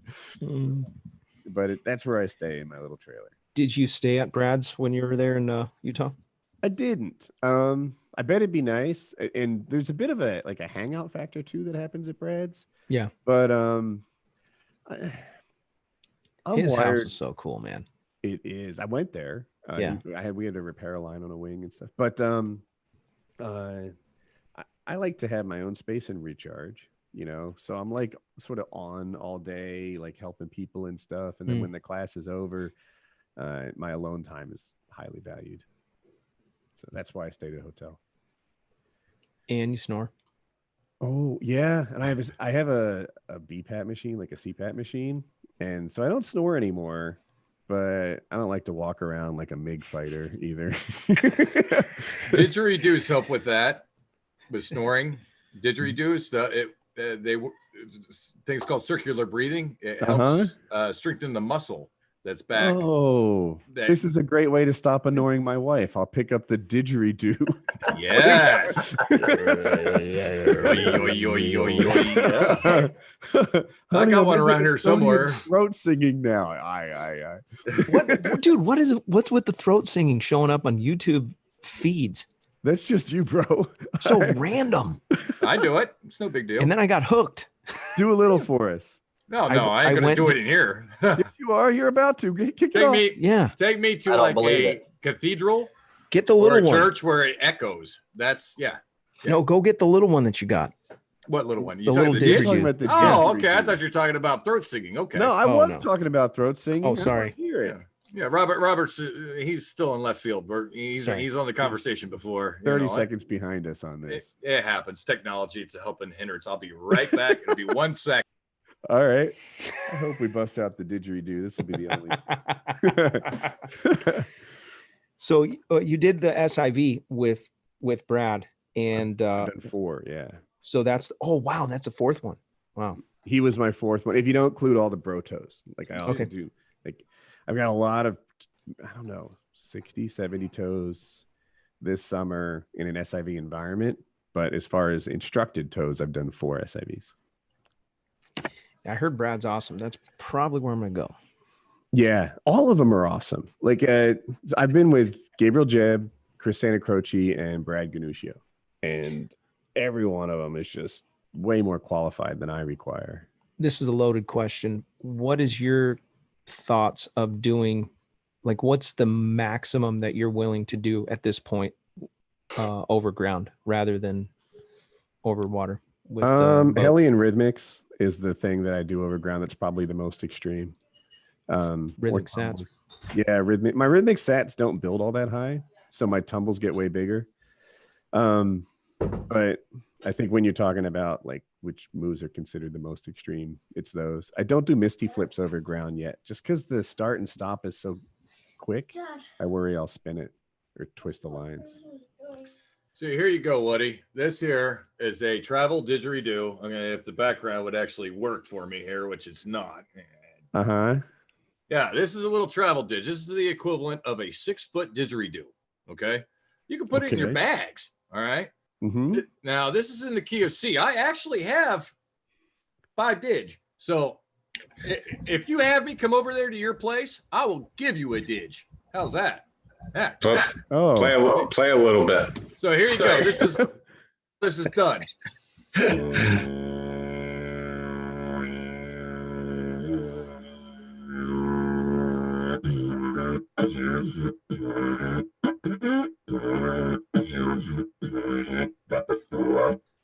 Just like that, man. Wow. Your circular breathing, you just blow out with your lungs and fill your cheeks up with air like that, right? Okay, this is probably going to go far left field. Robert's probably going to ding me for it, but ever think of a raspberry or motorboating? Okay, motorboating, I'm familiar. Yes. Okay. Babe, a lot of times when you have a baby, a raspberry, like that. That's one way to do it, right? Yes. Okay. Motorboating. Okay. Motorboating. It's not like that. It's more like that. Okay. That's what you want to do. What makes the sound is that. Just like that. You want to go a lower tone?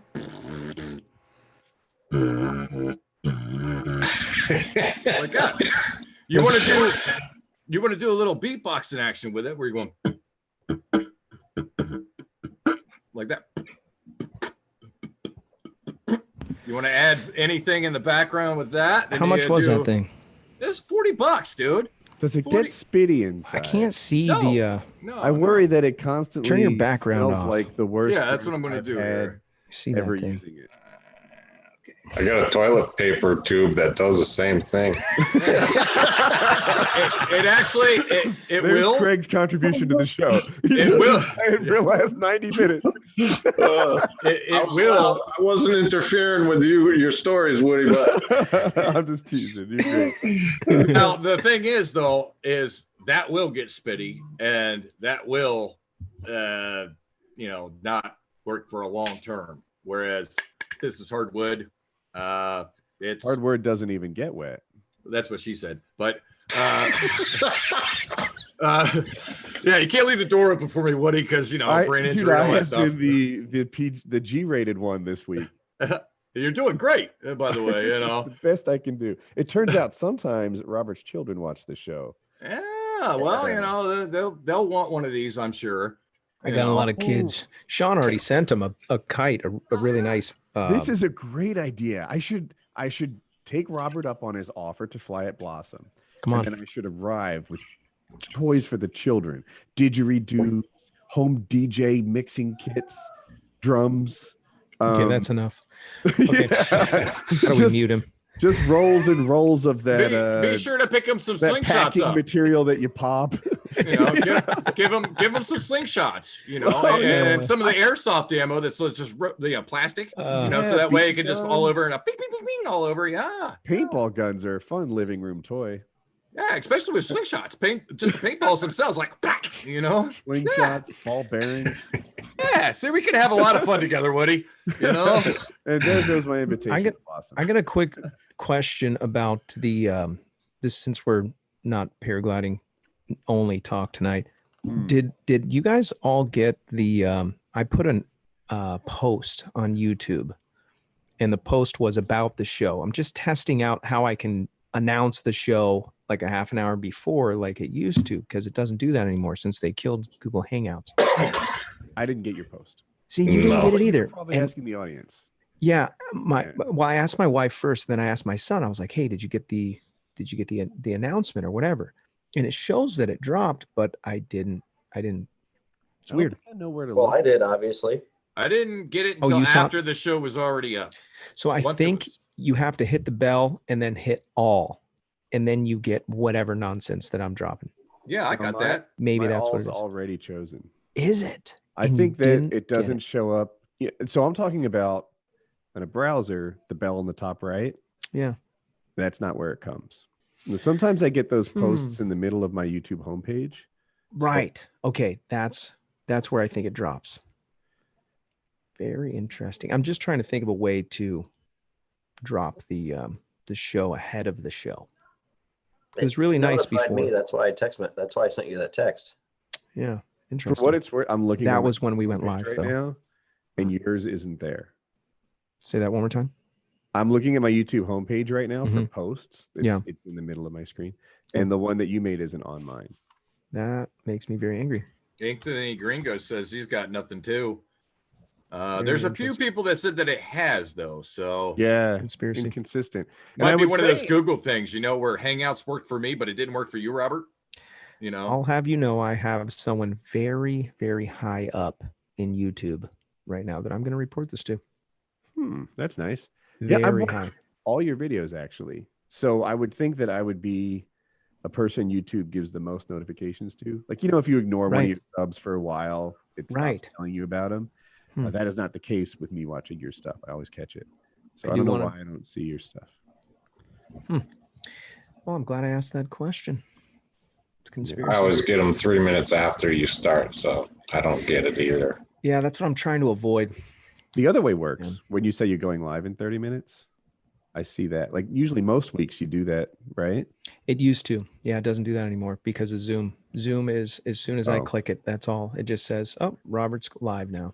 Well, your mom said, let me know, Robert, I'm the promoter. So yeah, she is. She is. Yeah, absolutely. She's slowly taking over all the paragliding Facebook connections. Do people do tandem or at Blossom? Yeah. Actually, I did one. Videos. I just did one recently with Chris, and we landed at the bottom. Chris, what's his name? It's wow, Dewey. Okay, Chris Dewey. Yeah. And you were the passenger? Yeah. And have Chris you thought about getting tandem certified? Yes, I have actually, and I think I have enough hours to go and do it. But it sounds like the only way to do it is to go through Tory. Like the only reasonable way, because you want to fly at Tory, and there's a bunch of complicated politics involved. So why do you want a tandem? What is your motivation for getting a tandem? The main motivation is to be able to just take somebody that I talk to, like somebody that gets excited. You ever talk to somebody and they're like, oh my gosh, that's amazing, I want to do that. And then you're like, man, I wish I could just take you. We could, but that's, so I have it for a paramotor, not for free flight. Right. And it was that same motivation. Like, I just wanted to be able to share it with somebody. Sometimes it's the people you say who were just like, that would be their dream.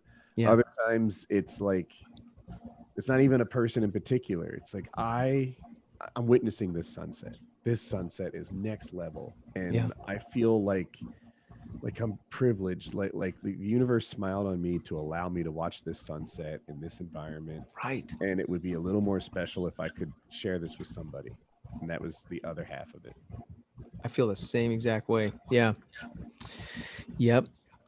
Ethan Vance in the house. What's up, Ethan? So, yeah, I thought It's about expensive, though. my mom. She wants to go, and I have to find somebody. Mom's coming in November. I got to find somebody to take her. You'll She have weighs no like trouble. 90 pounds. You're the center of the community over there now. You're paraglidingtalk.com. Paraglidingtalk.com. So Yeah. I'm going to ramble for a second. One of the coolest things about me having a YouTube channel is I've had an easier time gathering mentors, right? There are people who are ahead of me in the progression, either on the Acro side or maybe just on the wisdom side, have been around para things longer. And because I'm in YouTube, I feel like I get a little more attention from those guys than maybe I would have if I was just I bet you get that too. I bet that, if you want to, like, you're known and people are willing to help you. Yes.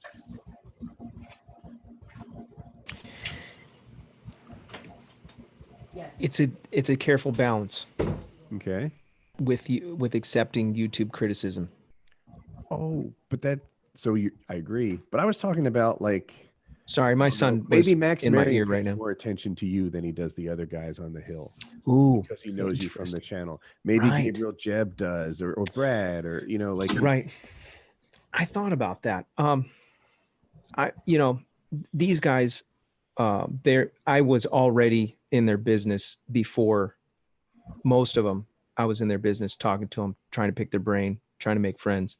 So a lot of that, I think that's a very good point about getting into the sport. Be as friendly as you possibly can.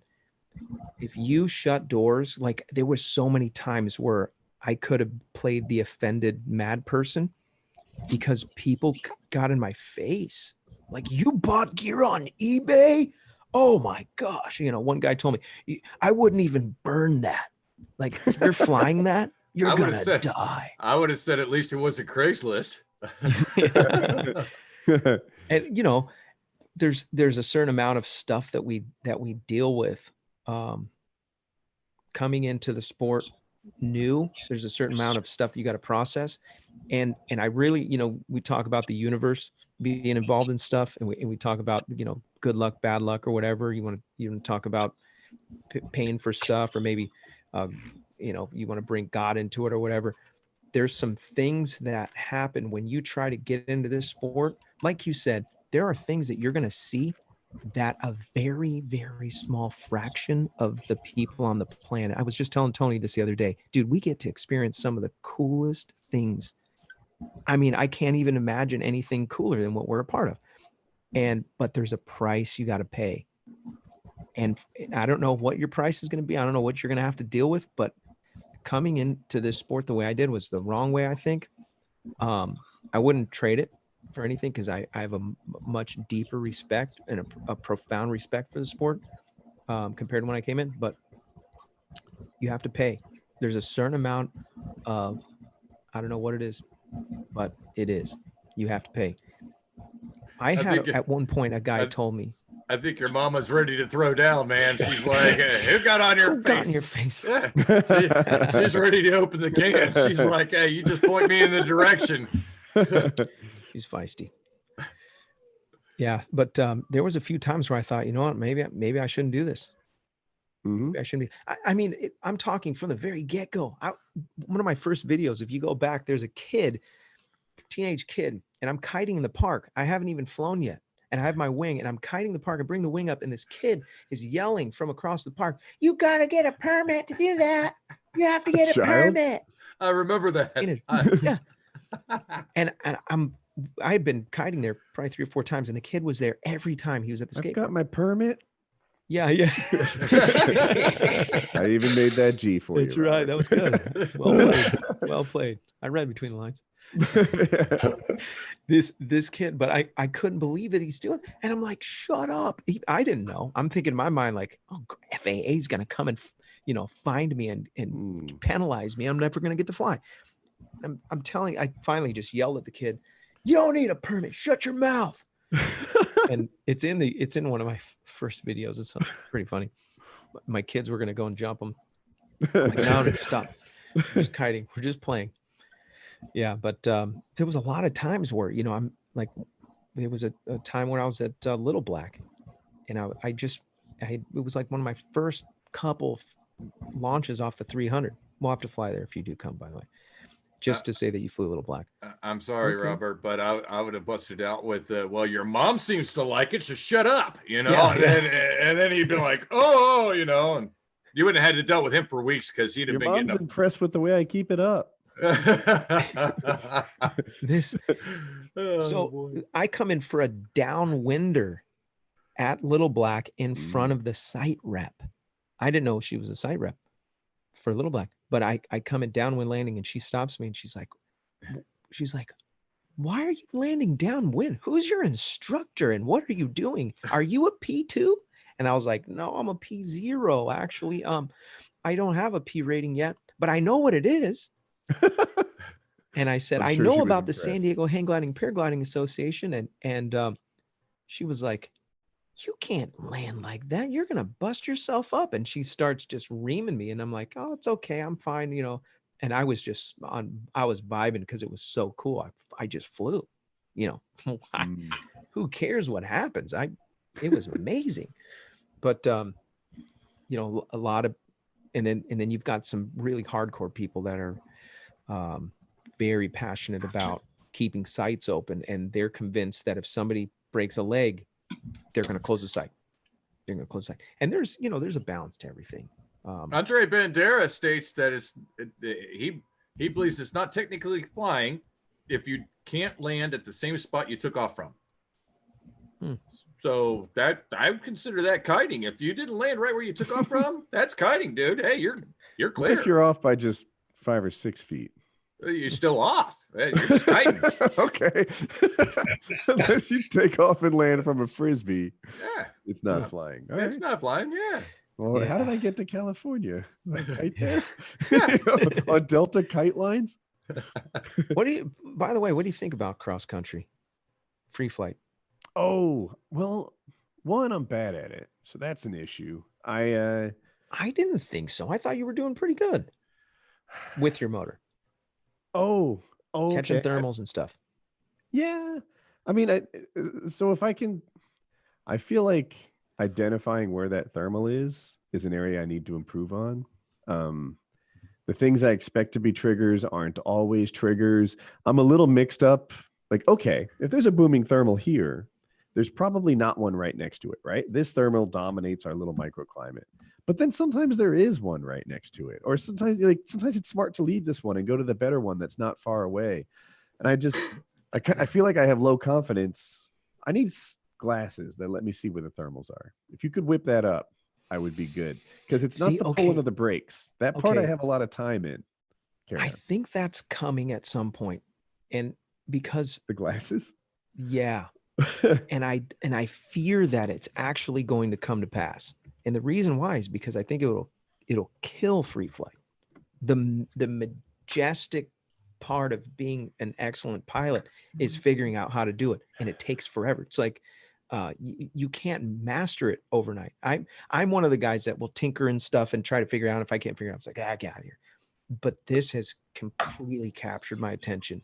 Finding thermals, studying the weather to know whether or not the thermals are going to be good, strong, sharp, where you can go, how far you think you can go that day.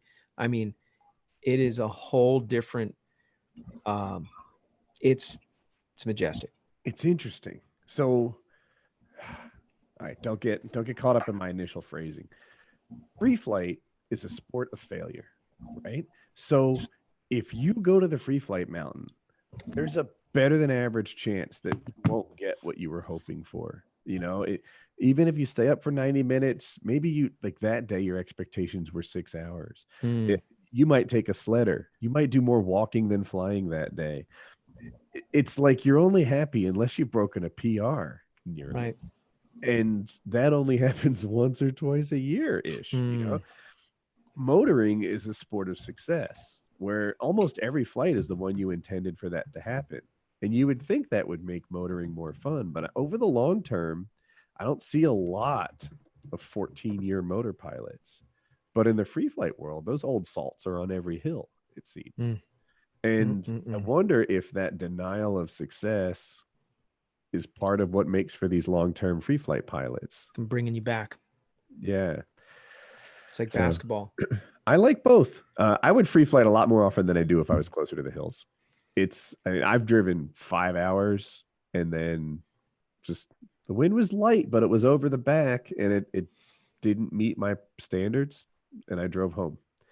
I flew to And- Utah on an airplane and I got a 15-minute flight. Really? 4 days.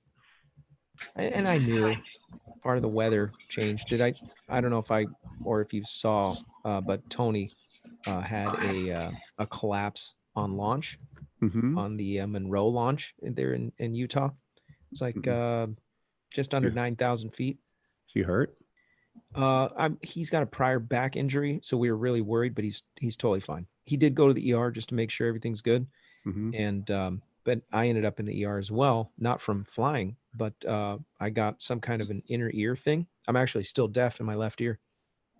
From that. I think it was a mixture of altitude and allergies. I'm not sure. We're still not sure. They were thinking labyrinthitis, possibly. They expect your hearing to come back?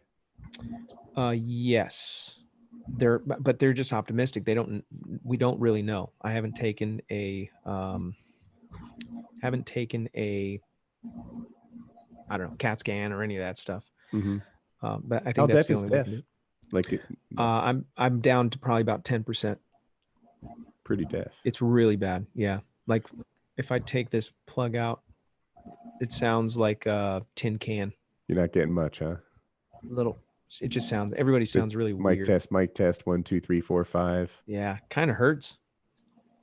Sorry. It's like a weird sound when I'm in stereo. I can, anyways, but yeah. So the it was 10-hour brutal. thing was a bummer that day. In hindsight, I was just bragging about good decision making, really. But that's what free flight can be like, you know. Sometimes you don't get most of the time you don't get what you want.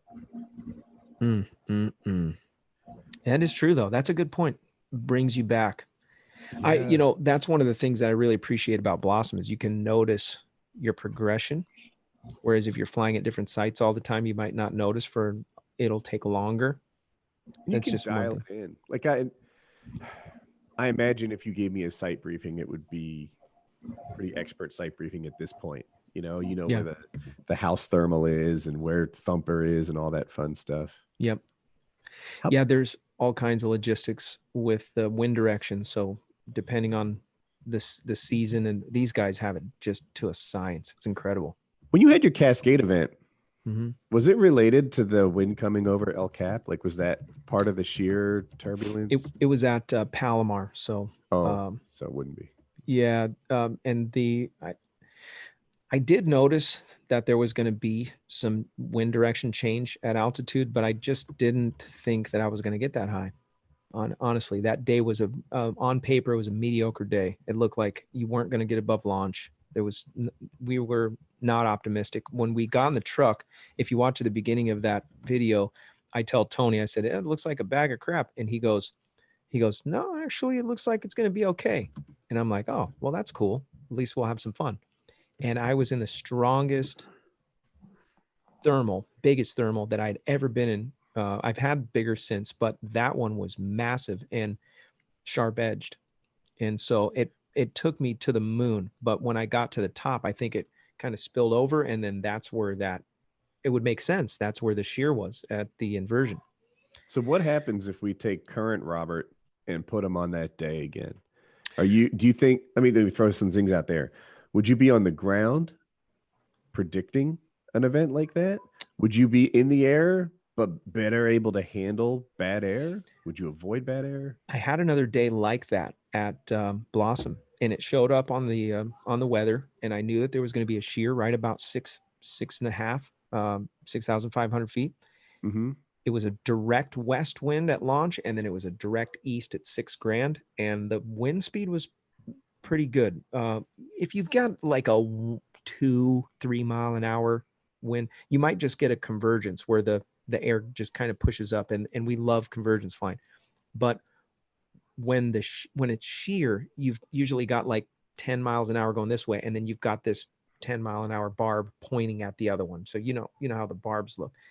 And if it looks like that, you want to be on your best behavior. Well, I hit that at Blossom, and I just pulled a pretty mean spiral down about 1,000 feet, and I got away from it. And then I realized, you know what, this is not the day that I want to go XC.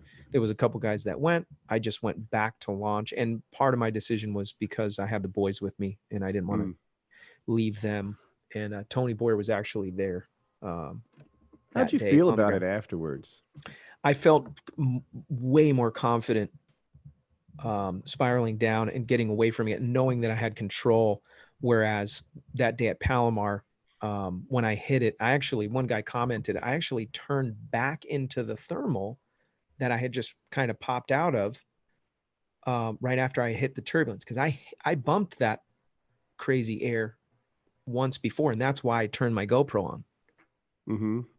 And so I hit, and then I turn it back on. I'm like, oh my gosh, that was crazy. That was the strongest thermal I've ever been in. And then I said something like, oh man, it's a bumpy ride up here. And then seconds later, I was in that thermal again, beep, beep, beep, beep, beep, beep, beep. And then I hit the shear, and it just went, gone, wing disappeared.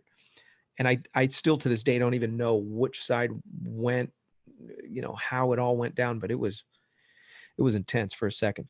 The takeaway from this last event was that I have control over what I'm doing rather than just kind of letting it happen and considering your decisions, considering why would I turn back into it, and then if I hit that bumpy, weird air, fly away from it, get away from it. In my mind, I was thinking maybe it's a dust devil, but I doubt it'd be that uniform, that high. But why turn back into it? Get away from it. And Tony Boyer this year, right? So it's relatively current me. And I checked the weather. I really did. I even checked the radar, because in the summertime here in North Carolina, things can pop up quickly. Yeah. And the radar was clear. So I had done my due diligence. And after I launched, my house is surrounded by like 200-foot trees. So once you get up, your horizon's very different, right? You've got a much bigger sky when you get into the air. And I saw bad weather coming, right? It was going to be wind and rain and perhaps gust front and such. And I had a full tank of gas, and I had a few choices. Like I flew away from it at first, and then I was like, I think I can beat it back to my house. I was like, I could land out. That's one choice. I could stay in the air for 2 hours, and it will probably be gone when I get back. That's another choice. Or I can race it and get back to the house. But it wasn't like an uneducated race. I mean, we're talking about 8 minutes away, right? It's not like a real dice roll. So that's what I did. And I went back to the house, and I landed, and everything was fine. And like my post-processing of it was kind of weird. I'm like, I didn't have the flight I wanted to. It was crazy short. I didn't meet my goals. I landed. Was I a sissy for landing early when I could have let it pass by? And it's like, but I'm fine. My equipment's fine. My family's happy. Any of those things not being true would really suck. Probably suck more than a good flight would rule, if that makes sense. So it just took me a while to accept that was a good call and not a scared call. That's definitely a good call, in my opinion. I think so too. OD is one of the biggest fears that I have. Those cross country days that they're blazing, 100+ miles. They typically involve a potential for overdevelopment. So, it is what it is. You're getting into a place in a sport that is crazy. People have been known to get, sucked up and taken to different state. It's weird to me. I've never been in maybe it's North Carolina, maybe it's my wings, but I've never been unable to get down. So there's a guy that he's been on the show. His name's Steve Prairie. And he was sharing a story where he did the math and figured out that he was getting cloud sucked, and he was going 40 miles per hour. Really? Up. And then he full stalled for, minutes at a time to get down. Uh-huh. And then he'd pop out, come out of the white room, realize that what his altitude was, where he was at, get his direction, heading and all that fixed, and then get sucked right back in again, and then full stall again. He did it 3 times to get out of this massive cumie. Really? Yep.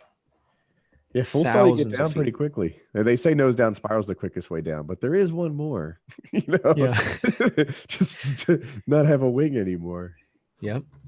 And I wonder, I've never thought of that, but I wonder how feasible that is. I mean, you heard about the girl, I think it was in Australia, that in that competition that broke the record, and another person died that day. No, she got sucked up to like 40 grand or something. Yeah, 39,000. I think we're talking about the same one. Yeah, Yep. frozen. Yeah, hypothermic. Yeah. But that's always in the back of your mind. Like, if I get sucked up in here, I always think about the logistics of just creating hail. Think about what has to happen for hail to be made. That means this is pieces of ice that are actually going different directions, sometimes up, sometimes down. I've seen some big hail. How much wind would it take to blow, make a marble blow up? You know what I'm saying? Right? Like, and that's happening. That's a good point. I like the way you put that. Yeah. I don't want to be I bet thunder and lightning. Like, I bet at some point in time in history, somebody has went out on a paraglider, flown, and made it hail from their P-tube. Accidentally. I mean, I'm just talking hypothetically, but how long has the sport been around? For quite a while. Right. So there's bound to be at least one guy. Somebody did it. I'm sure if you asked Phil Russman and said, Phil, has this ever happened? He'd be like, I know this one guy. I wouldn't doubt it. If there's any beginner motor pilots, I have a Midday tip. It used to be that if my house always generates a thermal, right? Like it's everything good. There's a hot roof. It's kind of like a big roof, and it's in the middle, and it's a trigger of the flat yard. It's everything. So sometimes when I want to land, there's a thermal by the house, and it won't let me down. It's the tree line. The tree line changes the tree line, and then the house is kind of like a tree line too. And then it's got everything. Change of color, yeah. So I used to force my way down and land that way, like just do spirals all the way to whatever it is, 400 feet, and then usually from there I can get in. And my new thing now, when I'm midday flying and it's time to land, I just wait. And I'm not getting cloud sucked. If you force your way down through the thermal, then you're landing in a thermal, and that blows. It literally blows. The winds are not always the same direction. It's kind of lifty. It's turbulent air. You're landing in a gator pit, a washing machine. But if you wait for the thermal to pass, if you just look, I'm not in a hurry. Everything's cool. I'll core it, get a little practice in. Yep. And then when that stops working, I'll land in gentle air. And on a paramotor, landing gently is a little more difficult because of the weight. So, and the consequences are higher too if you don't. So, just wait. Get yourself a better landing. Don't try to force it through a thermal. Yeah, that happens. There was a guy just recently. He was stuck, and it was like 3:00, and he had somewhere to be. And I was with Russman, and it was one of Russman's older students. And when I got there, it was pretty windy, and I thought, what's an older student? He's been with them for a while, or he's not young anymore? No, well, both. He was a student of his years back, and allowed pretty big gaps in between his learning. And so, he wasn't a horrible pilot. He's in a pod, and you can tell he's on probably a C. And I can't remember what wing he's flying. I want to say it was an advanced possibly, but anyways, he couldn't get down. And every time he would come. And so I was trying to help him, and I was, spiraling down and finding it, and then top landing and then launching again, which is not the best idea when it's still summer and, 4:00. But you have to know the air. If you know Blossom, you'll within a few minutes, you'll know what kind of a day it's going to be. you can tell what type of thermals and what kind of reactions you're going to have. It's interesting the way the air, I mean, it's, you launch, there's certain days where you're like, I really don't want to be in the air right now. I'm going to go somewhere. I'm going to go down and Yeah. land. And so it was kind of one of those days, but anyways, fighting tooth and nail. And I think he was stuck there for about an hour, but it had a lot to do with decisions and where he was trying to get down. If you went out in front, you could find something and get down, but he kept staying back behind launch because that's where he wanted to do his S turns and get down. But he's doing S turns and going up, and In the lift. it was perfect place to go up. That's where you want to go if you want to get some nice thermal and go to, El Capitan.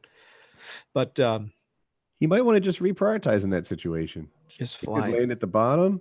He could not land. Right. Forcing a dangerous landing. It sounds like it was a stretch at his skill level. And he ended up landing at the bottom, by the way.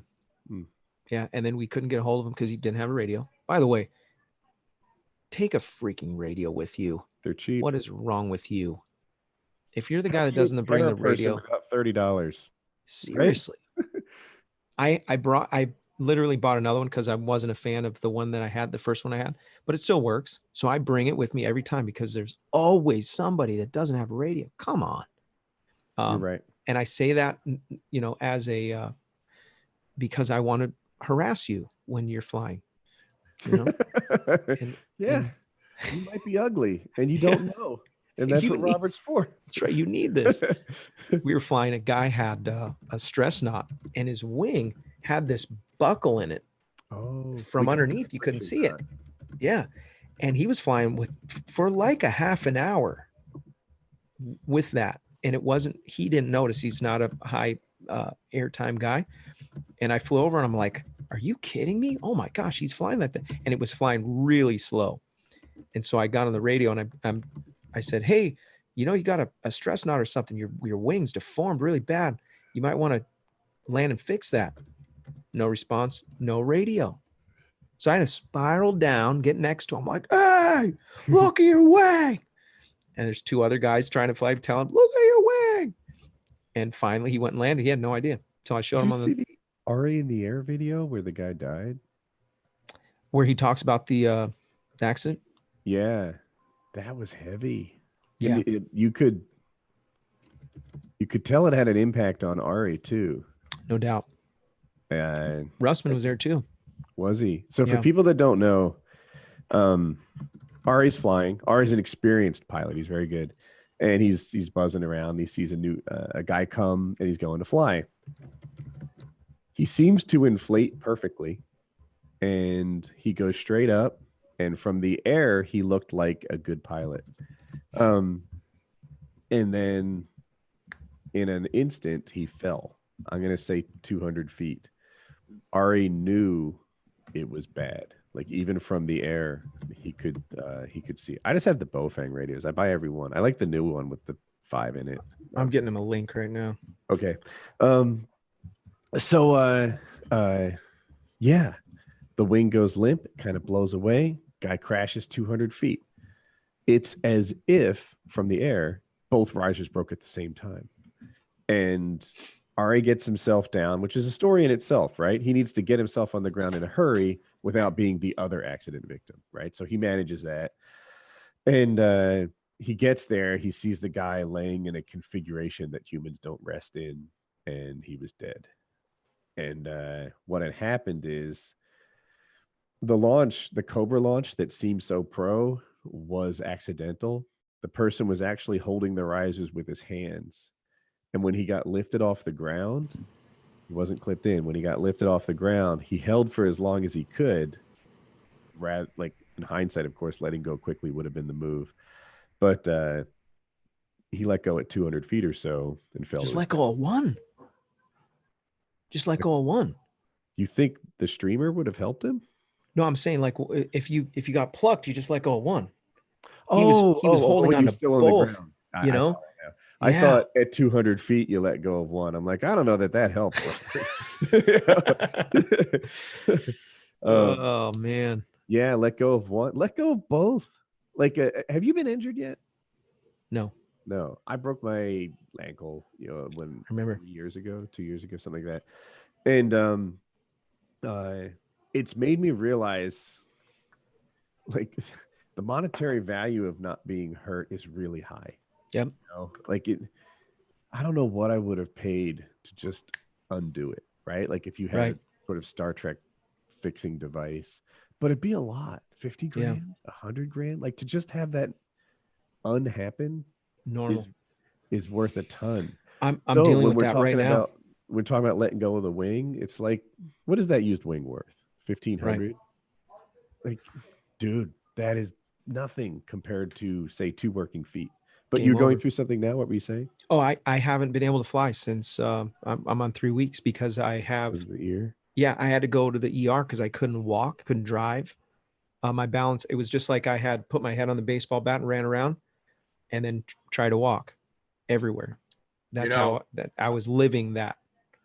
I think that would actually be good for the after show if you could do that in the background. Just I'd say 5 goes around and then maybe walk a straight line to the microphone. That would be awesome. If you could just draw out a quick hopscotch behind you, we would all like to see it. How bad is it right now? You walking fine? It's much better. Yeah. No, I'm driving. I'm back to hey, everything but hearing. Yeah, it's Friday night. We're going late. He's in trouble. It's never good when Woody comes on the show. I'm just gonna eat it here, babe. No, are you guys on live still? Yeah. Mm-hmm. Can you put a background on? Yeah. You should just go through the garage, babe. I don't want to go around the door's locked. I can look away. Would that help? That is hilarious. Let me see. Stop my video. You can still hear me, right? Yes. Oh yeah. Yeah. Okay. We can see everything, man. Yeah. How you doing? Oh. Okay, it's off. Go ahead. I can still see you. Yeah. I can hear you. That is a sexy outfit. Go, Robert. Oh man. She's like, I do not want to go around. Yeah, so it was really bad. The dizziness was so bad. For 24 hours, I threw up anytime I moved. What did they call it? It's not menagerie or menage. It's not that, nope. Is it? You know what? You've heard of it, maybe? No, but they called it labyrinthitis. That was the most accurate connecting deal to what I had. Yeah, go ahead. And so the doctors looked inside. They saw, nothing in the ears, no infection or anything. Yeah, I'm gonna eat in here, please. Just the bed bugs. You want biscuits and gravy? Yes. Really? Sausage gravy? Yeah. Okay. And so you should have told her that you left the camera on for the $10 that she spent. You should have been like, I totally left the camera on because you spent all the taco money. Yep. It's weird that it refunded her donation. I'm not sure what happened with that. I wouldn't encourage that, because she could be like, oh, fine, $100 it is. And then it doesn't, But yeah, so I was spun out, just completely spinning, and I was stuck in Utah, and I was in the emergency room because I couldn't stop throwing up. Wow. And then I couldn't drive. I missed my flight home. Sure. Was the flight like awful? Yeah. So I just literally, I stumbled through the airport like a drunk and got to the place where I could put my wing down on the thing and give them my luggage. And I literally was like hand on the wall, walking to the place where I was going to get on the plane. And I literally just sat. I had some Dramamine, so that helped me. And then the doctor gave me something to keep me from throwing up. And so I just put my head against the glass, and I didn't move it the whole entire flight. Just head against glass, looking out the window the whole way. And then once we landed, everything was done. I just did my very best to get to the car. It was brutal. One of the most just weird things that's ever happened to me in my life. Torment. Absolute torment. Can you imagine? I mean, you're balanced. I like the things you're saying, like I use this to steady my head, and that was relieving to some extent. Like, yeah, I can imagine. Like, I get that. I had to carry all my luggage, which included like skier from the SIV course with a broken leg. That really sucks too. Yeah, dang. I'm on crutches. Like it's the it has wheels, but they're hard to use with crutches. Yep. And that was really rough. Ooh. And then the I guess it was the Reno or Vegas airport, gigantic. Like my hands were bleeding from the crutches by the time I had gotten all the way across. And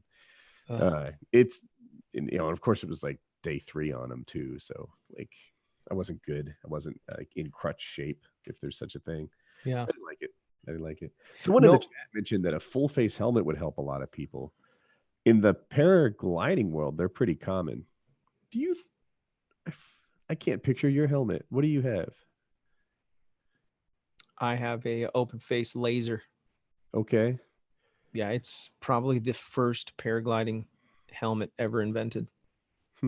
For free flight, I have a full faced helmet. It looks all like Star Trek-y smooth. It's got like a mirrored visor, and then my big fat face sticks like 2 inches out of the bottom of it. I actually like that helmet. That's a cool setup. I like that. Oh, do you know it? Have you anyway, so I like that. On a motor, I mostly fly with an open face helmet, but my tandem passenger has a full face with a roll bar.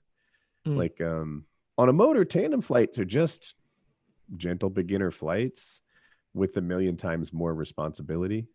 So like it's your job to have fresh gear, that's not going to break. My passenger, like if you saw the airbag underneath their butt, it's like comically large because they have tandem passenger seats and they're extra safe. And I put them in a full face helmet with comms to me. And I put them in bubble wrap if I could, because that's like my tandem training. This is for a motor, wasn't really about flying. Like hopefully when you take tandem training, you already know how to fly. You already know how to inflate. It was about attitude. It was about protecting your passenger. We talked about the speech that you give your passenger, beforehand, teaching him how to launch, teaching him how to land. Like most of my tandem training was about, I guess I said it, it's about attitude and experience, right? If you're the pilot, it's not about your fun time. It's not, it's about their fun time. Are they comfortable? Are they fully in their seat? Are they having the experience they're supposed to have? That's what tandem flights are. I think that's cool that you got that tandem. And now I kind of want to do it. I went with Chris Dewey just recently. That was pretty fun, but he missed the bailout. So we landed in the valley. We had to get a ride. That's fun too. At the end of the night with Who my carried gear. the wing? Oh, he carried everything. Oh, 100%. I was like, you rookie. We're flying. You got to watch that video. We're flying. And I go, I'm not carrying nothing. he missed he overshoots the bailout. You know how we all come in the bailout at the end of the day. It's kind of last ditch. Like on the road up, maybe. Yeah, it is. And actually Ethan was standing there and Ethan yells, "Do you want me to grab your leg?" As we're flying by. And I'm like, oh, dang, it's going to be a late night. My gear was out. It was just laid out on the very top at my Jeep. We were just going to land at the bailout. I was going to hike back up, put my stuff away. And there was actually a very kind person there that put my stuff, just kind of balled it up, threw it in the back of the Jeep and drove my Jeep down.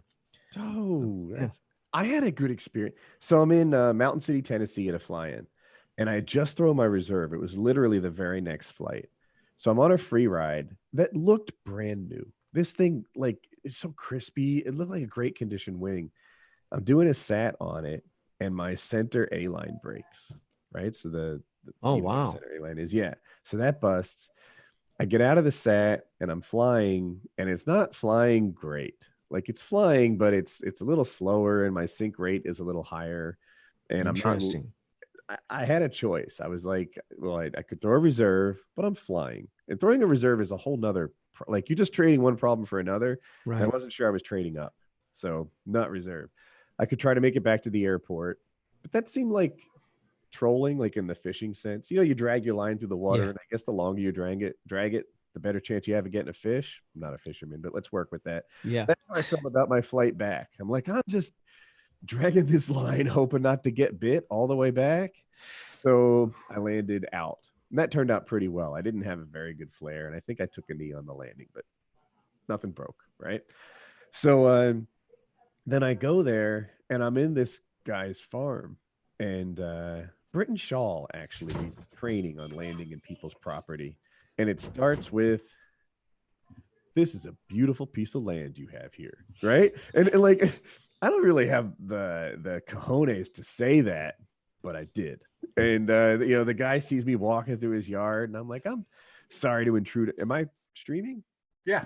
Okay, good. Robert Yeah. froze on me. Sorry, And no, I just like, I felt like I was intruding on his privacy, and I'm like, man, this is a beautiful plot of land. And it worked. It was beautiful. Now we're friends. Now the guy, and it was a nice plot of land. You totally totally sugarcoated that cookie, man. Yeah. So I land in his yard and I gather up my stuff, and Ross Gasser is getting the van to come rescue me, but that's 40 minutes from now. He's like, can I get you a Pepsi? that's And, like, wisdom. I don't even drink soda. Darn, a Pepsi sounded good right then. You know, I just Yes, hauled my sir. gear across a farm, and I, like, truthfully, I wanted to have a Pepsi with him. So we sit. The guy's 82 years old, and we're sitting on his front porch, which is it's a beautiful little farm, a modest farmhouse with the front porch. It has rocking chairs on it, freshly painted white, and we're rocking on the chairs. He's telling me about marriage, about children, about career, about life's priorities. 82 years old, and I like it. It was better than a flight, I think. Like, I think it was a blessing in disguise, and I That was probably like the first conversations he's had with civilization. You know, because my dad's the same way, dude. He's 82 years old. He goes to the store once a day, and he talks to everybody in the store because they're all his friends. And then when he leaves the store, he comes back home and he doesn't do anything.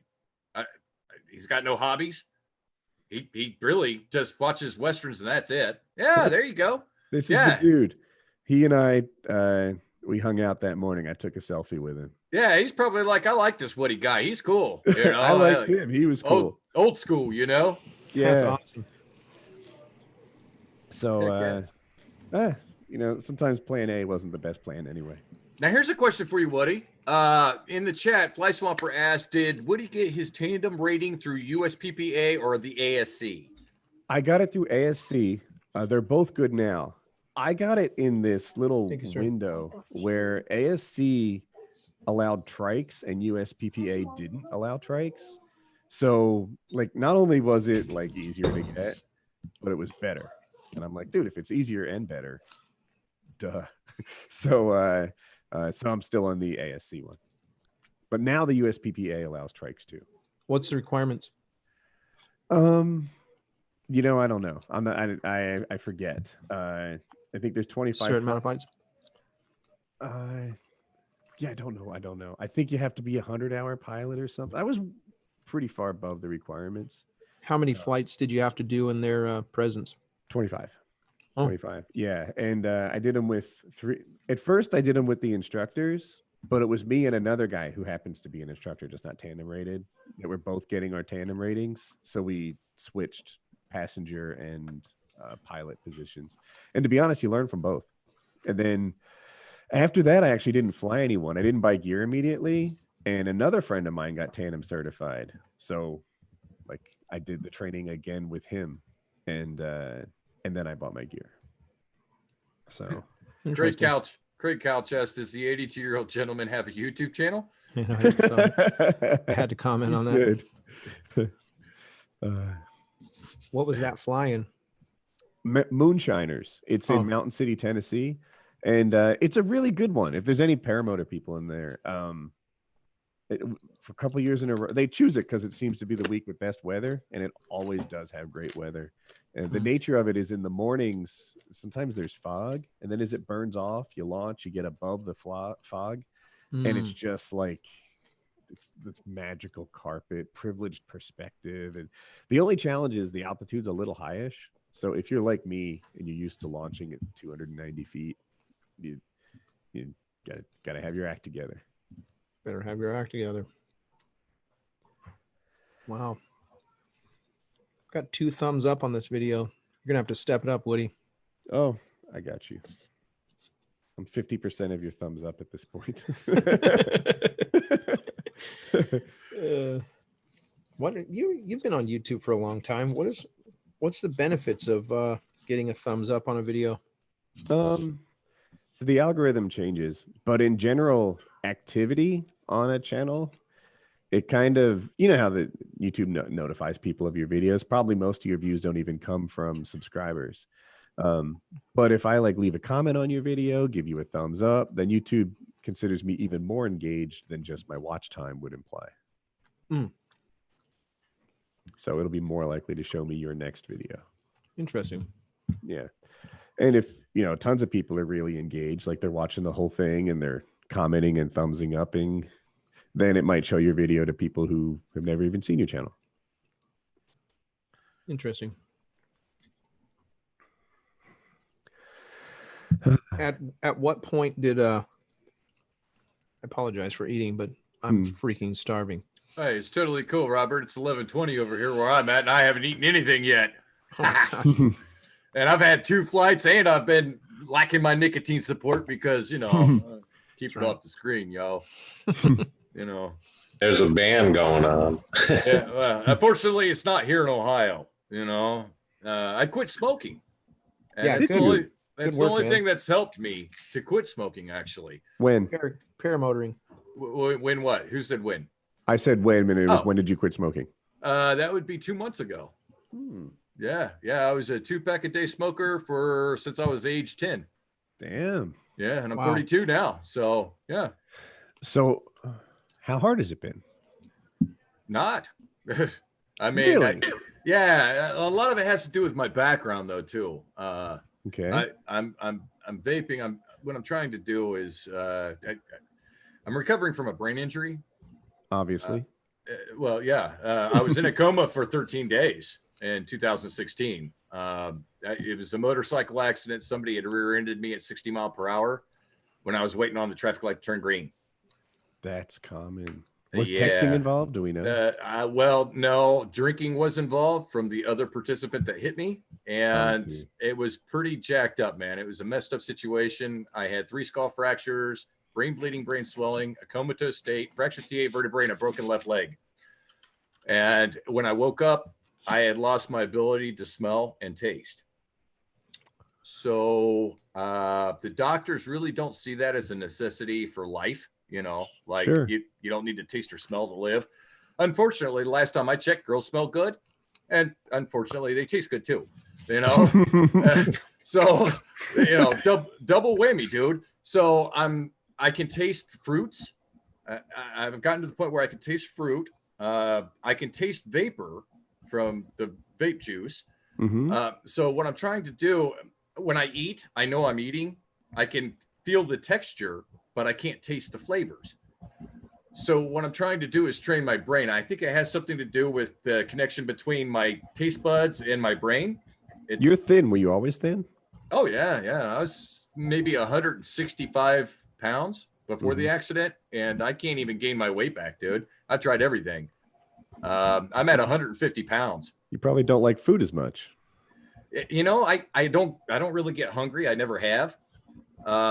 As far as taste and all that, I'm just If like, I man. could, I would give you my ability to taste and smell. We could trade it back and forth. We'd both be smoking hot. Woody, you're doing pretty good, man. I can tell you lost probably about 15. I gained weight actually, but a lot of it's muscle. I've been lifting a lot. Well, muscle weighs more than Nice. fat. Yeah. You know? No, you can tell though, man. It's good. Yeah. I've been kind of hitting it since February, and I'm just doing my best. Nice. I need to hit it again. I totally stopped working out when I started paragliding. Still exercising though. But Sean, I feel like I interrupted your story. Oh no, Legs you're only. good, bud. Sean, so you had a major life thing go on. You got hit by a car and you were in a coma. Did you come out with a new set of priorities or outlook, or? Well, that's an interesting question. The doctors had expected me to wake up after 13 days, needing to be taught how to read, write, walk, talk, and everything. And basically, I woke up. The nurse was walking toward the door. I said, "Hey, where the hell am I?" And she's like, "Oh my God, you're awake." I'm like, "Yeah, I'm awake. Where am I?" And she was like, "You're on the 9th floor of Grant Hospital." I'm like, "Oh, 9th floor." I, kind of try to peek out the window because I'm like, 9th floor's up. Yeah, no biggie, And don't move. I'm like, "All right, I'm not going anywhere." She goes, can you see me? I'm like, yes. He's like, can you hear me? I was like, do you want me to pay for you too? You know, and at that point, her jaw dropped wide open. She's like, but you said that? Oh yeah. Absolutely. So you woke up sarcastic. Nice. Oh yeah. Yeah. and well, see, they were what they had expected from what they're used to seeing. I guess they expected a lot worse out of me. And within the next day, I was moved down 3 floors.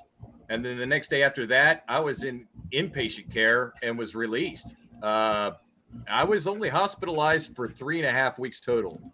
Did you have injuries outside your brain?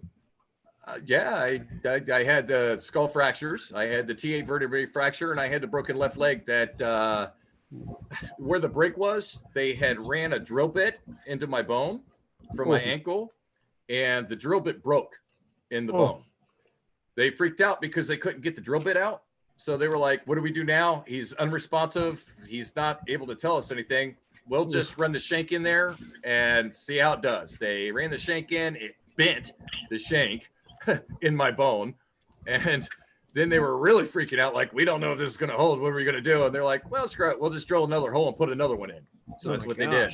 Do you still have the drill bit? Oh, yeah. Yeah. That's kind of like Wolverine. Like you've got some metal bones going. You know, ironically enough, I set off every single metal detector. And that is actually my road name. Wolverine? Yeah. Yeah. That is actually my road name, only because in 3 weeks, dude, after all those injuries and everything, I was released completely from the hospital. This is my leg. Brutal.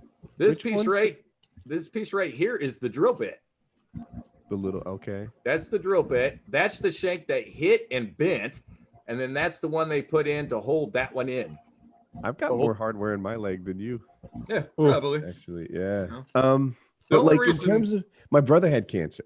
Yeah. And he had cancer twice actually. But coming out of it, I don't know if it was a forever change, but he just kind of had this like, I don't know, maybe slightly less career oriented. I don't know how to describe it, but like he had a broader view on this ride. Perception.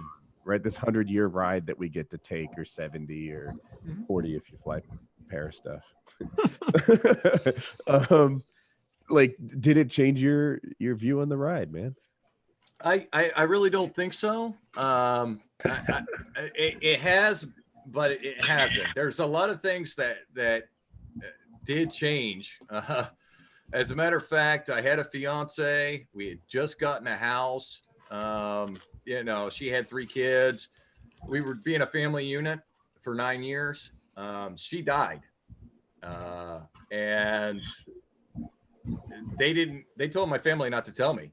I already knew. How did she die? She was killed during the accident. That's what I was putting together. So she was riding on the bitch. back. Yeah. Yeah.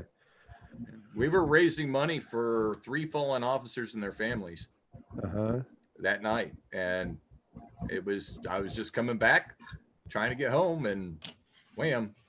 Did you guys have like full face helmets on, like like Harley caps on? What were you wearing? I had a normal beanie. That was it. Do you think that would have made a difference for you? Probably. I would have probably ended up in prison because I would have ended up beating the guy to death with my helmet. There's no doubt in my mind. I was still getting up after I'd gotten hit and everything with my broken leg. I was still getting up trying to get to her because she was on the side of the road and unresponsive, you know, and I was getting up trying to get to her and fall down, get up again, fall down, get up again, fall down. And it got to the point where I couldn't get up anymore. It was pretty hard, you know. Yeah. It's definitely not something easy to, you know, just pick up the pieces and move on, you know. It's not really as cut and dry as that. But after everything was said and done, you know, the guy that had caused all this, he ended up getting 5 years in prison, and had his license suspended for another half year after that. There was a lot of things dealing with the case where he had been drinking. He hit us. He had dash cam footage and deleted it. That was tampering with evidence. He got lesser of a sentence because I lived. Unfortunate, but true. And now I'm just kind of picking up the pieces, trying to figure out what I do here, you know? I still keep in contact with the kids. They know I love them. They know I miss them. They know I'm there for them anytime they need anything. They can call me and I'll write instantly, you know, what's up? What do you need? You all right? Okay, I'm there, you know? You know, as far as the house, we lost the house and everything. And I had a company. I was a leather crafter. I had to lose my company because I wasn't allowed to use tools or run machinery for 6 months. Usually when you have a traumatic brain injury, they expect you to go through the same things that everybody does. For instance, 15% of people in my age group that come out of a coma stay out of it. Okay. Only 15%. Only 3% don't have a single seizure. And I never had one, even in the hospital. And they worry about that for your safety and others. They don't want you driving a car, have a seizure, and then, you know, you take somebody out, you know? Right. Right after all that, once I was legally allowed to drive again, due to the medical condition, I went down to Louisiana and saw Kyle O'Glee and got my training. Really? And I've been a pilot. I've been a pilot ever since. Yeah. Yeah, Wow. I'm one of Kyle O'Glee's, you know. Probably one of his first students. One of his Padawans. Yeah. Huh. One of You the still few. tap into him? Yeah, you know, every now and then. You know, I mean, we're not like really, really close. You know, he's in Louisiana, I'm in Ohio, but Right. But Yeah. It's nice to be able to call your instructor now and then. I don't know, take a picture of the clouds. Like, I'm getting into midday flying. What do you see? You know, that would be good for that. he would be the guy to ask. I'll tell you that. Yeah. Yeah, but I was, you know, at that point I had been through so much, and I was like, you know what? If that ain't going to kill me, flying a paramotor is not going to kill me. I was never scared of it. I wanted to do it before, and I had mentioned it to my fiance, and she was like, you should. And I'm like, really? And she's like, yeah. I was like, okay. You know, when I have the money and the time, I'm definitely doing it. And I do. Did you discover it through Tucker?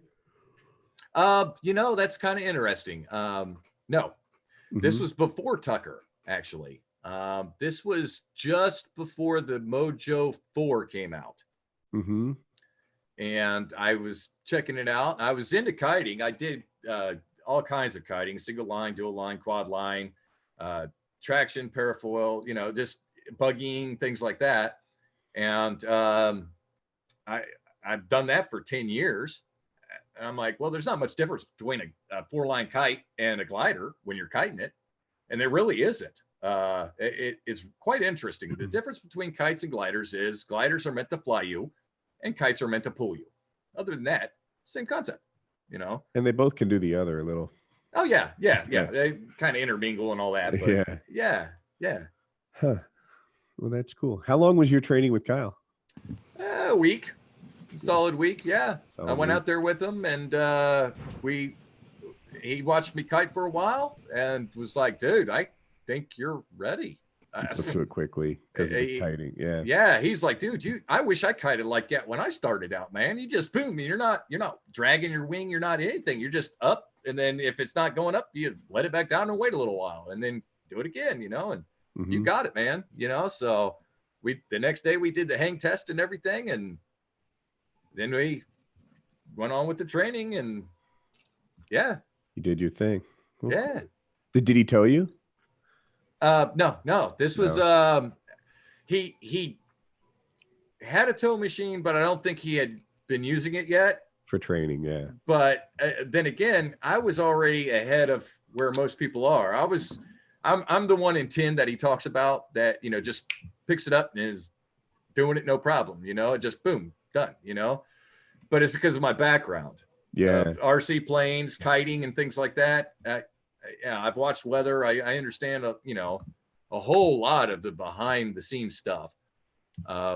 There was a few things that I needed help with, and I was like, dude, look, I know what I don't know. I need to know what I don't know, you know?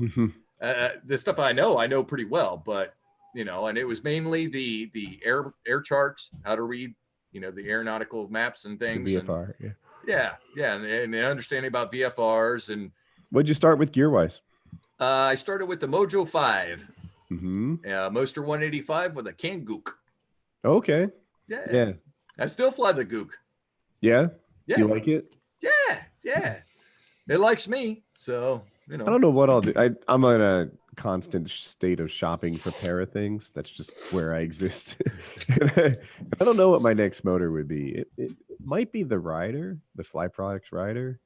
Might be something else. I don't know, but we'll see. What do you think about the 80? The Atom 80? I'm too much man for the Atom 80. Also, it doesn't fit my mission. What I like to do is go to over 3,000 feet, then fall down and fall with takes stock. too long. Yeah, it's not the motor for that. You know, the Tornado's nice that way. Get you up there quick. Yeah, and it's also nice for the. I like it a lot. It's lighter than a 185 plus. It's more powerful than a 185 plus, and it's e-start. That's hard to beat. Yeah, that's good. How much does it weigh? 49 pounds, but mine's heavier because I put 2 reserves on it and fuel and stuff. Oh, right. That's always a concern for me with the free flight stuff. The weight. Yeah, I stepped. I'm flying a smaller wing now, so I had to get rid of some stuff, and I'm about to actually buy a different, a newer reserve because I need to shave just at least 1 kilogram because I'm flying right at the top. I haven't picked one yet. Me and Russman were working on that, but since I've been all jacked up, I haven't pulled the trigger yet. Yeah, very slow progress getting back to normal. What reserves are on your short list? I'm just thinking about getting a square.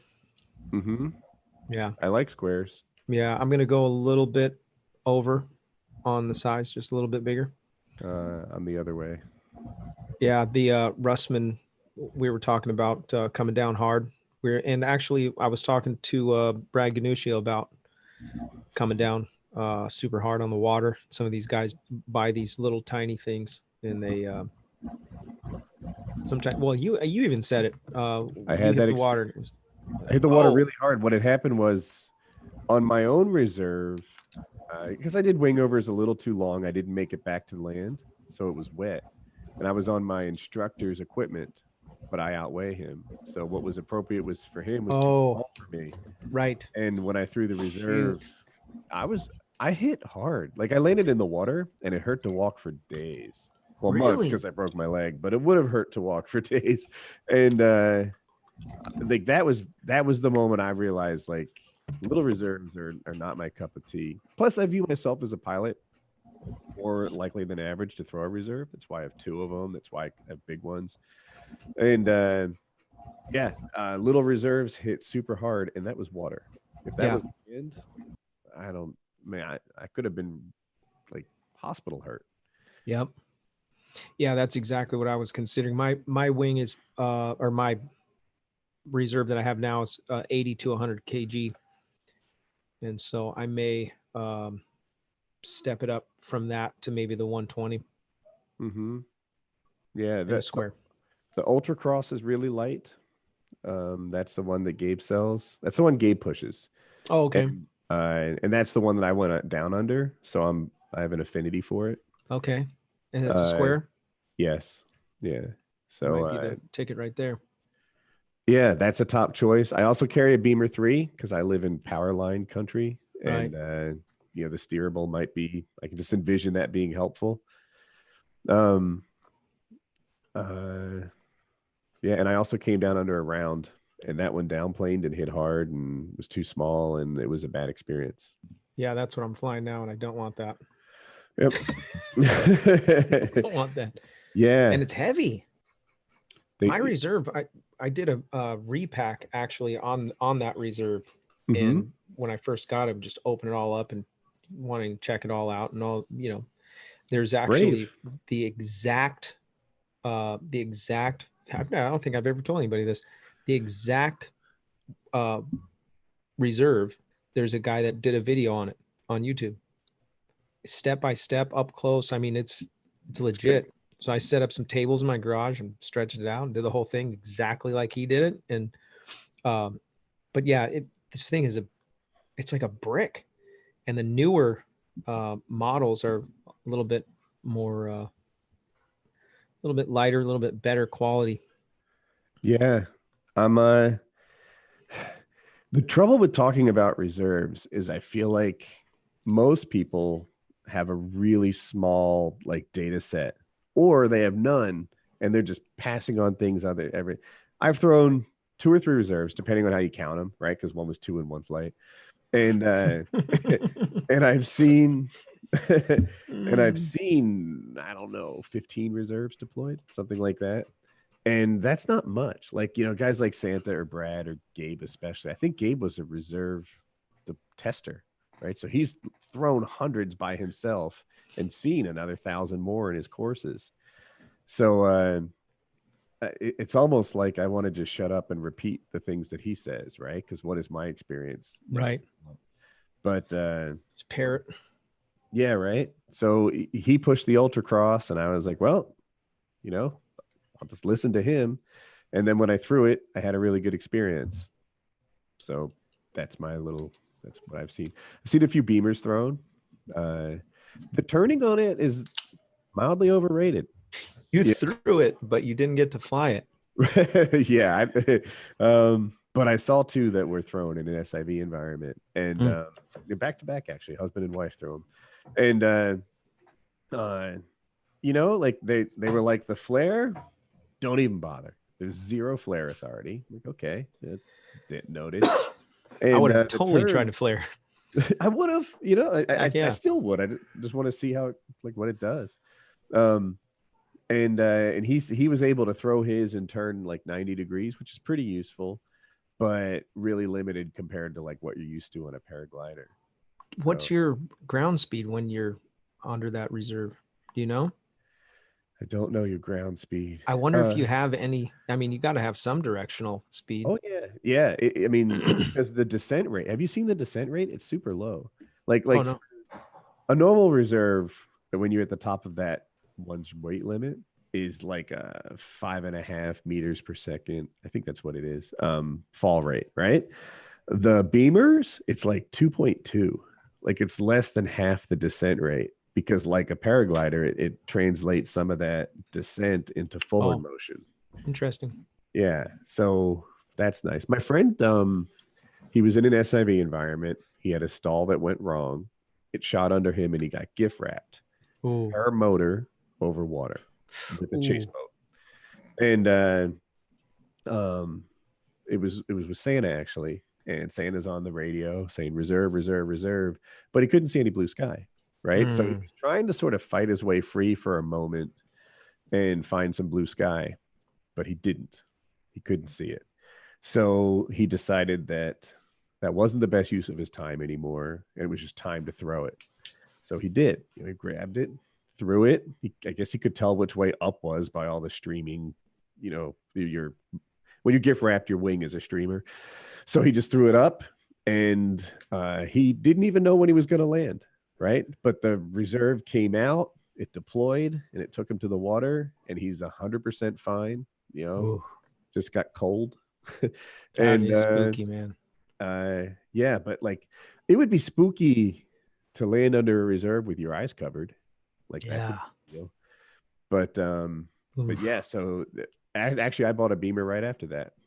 And interesting. And then when I went to 2 reserves, I added an ultra cross, and now I try to fly one with each. My Beemer's still in the mail. Who'd you talk to about the Beemer before you got it? To buy it, you mean? To consider Santee. that as your.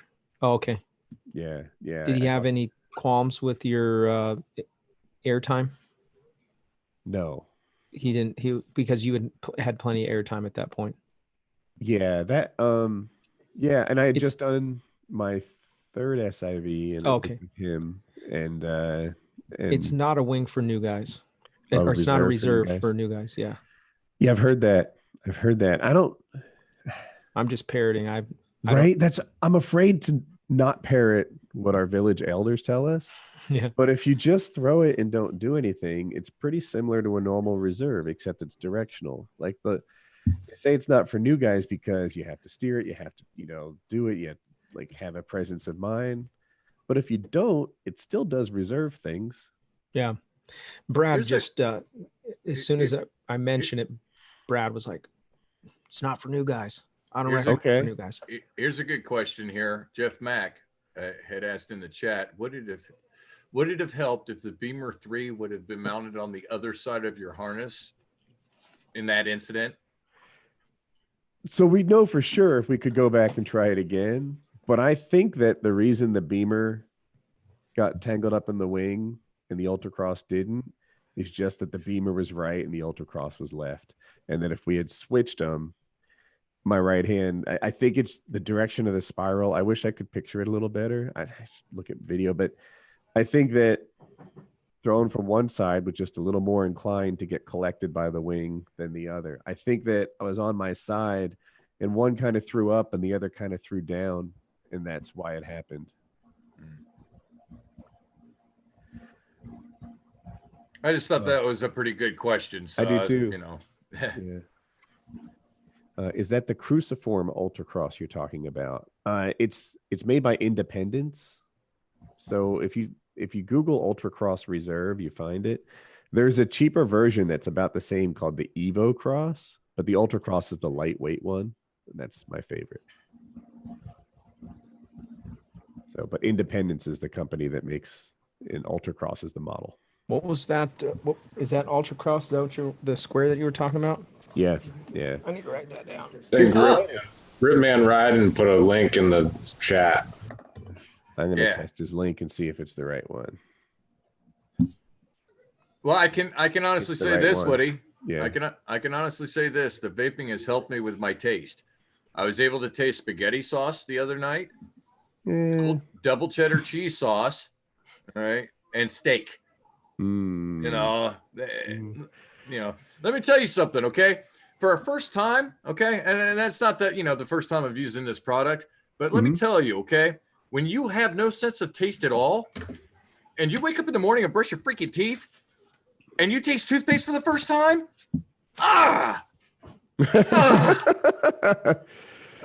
You should have some orange juice afterwards and put this no taste thing to the test. Yeah, I'm like, how is this? What's the name of that reserve again? Independence is the company, and Ultracross is the model. Cool.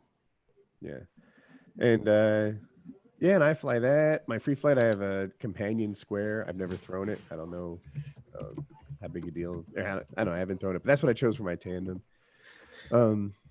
Russman has a really nice little breakdown of options on his website, lighttouchfilms.com. Yeah, I've read every word on that site. Have you?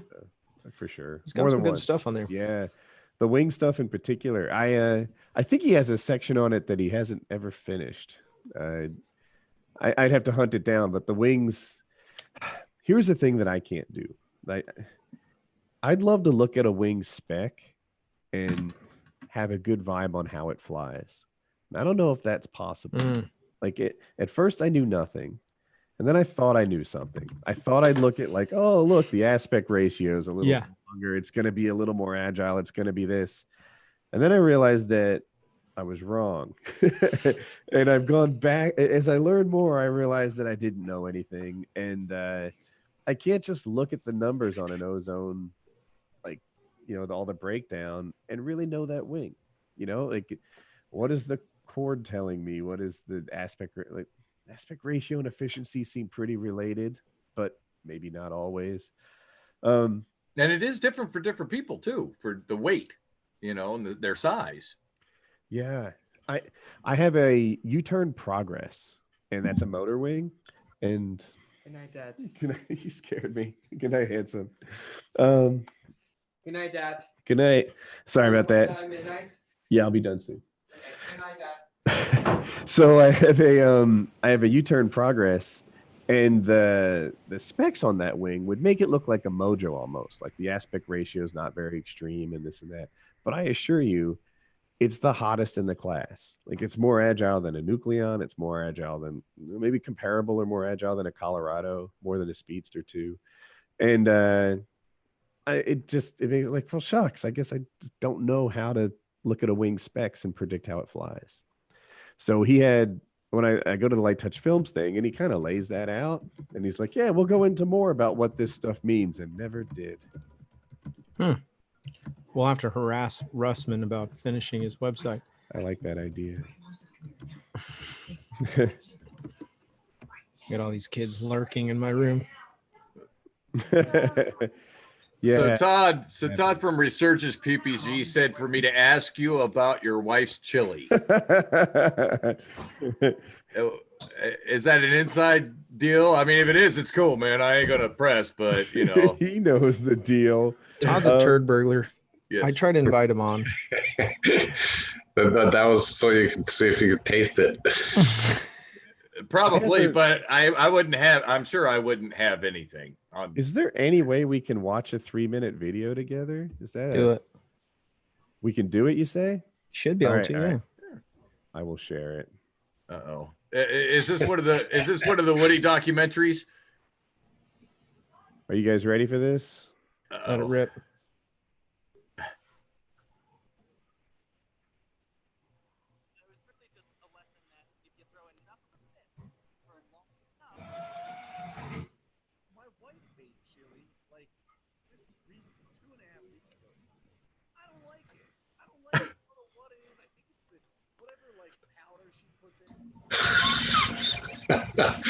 So she's using chili powder. Yeah.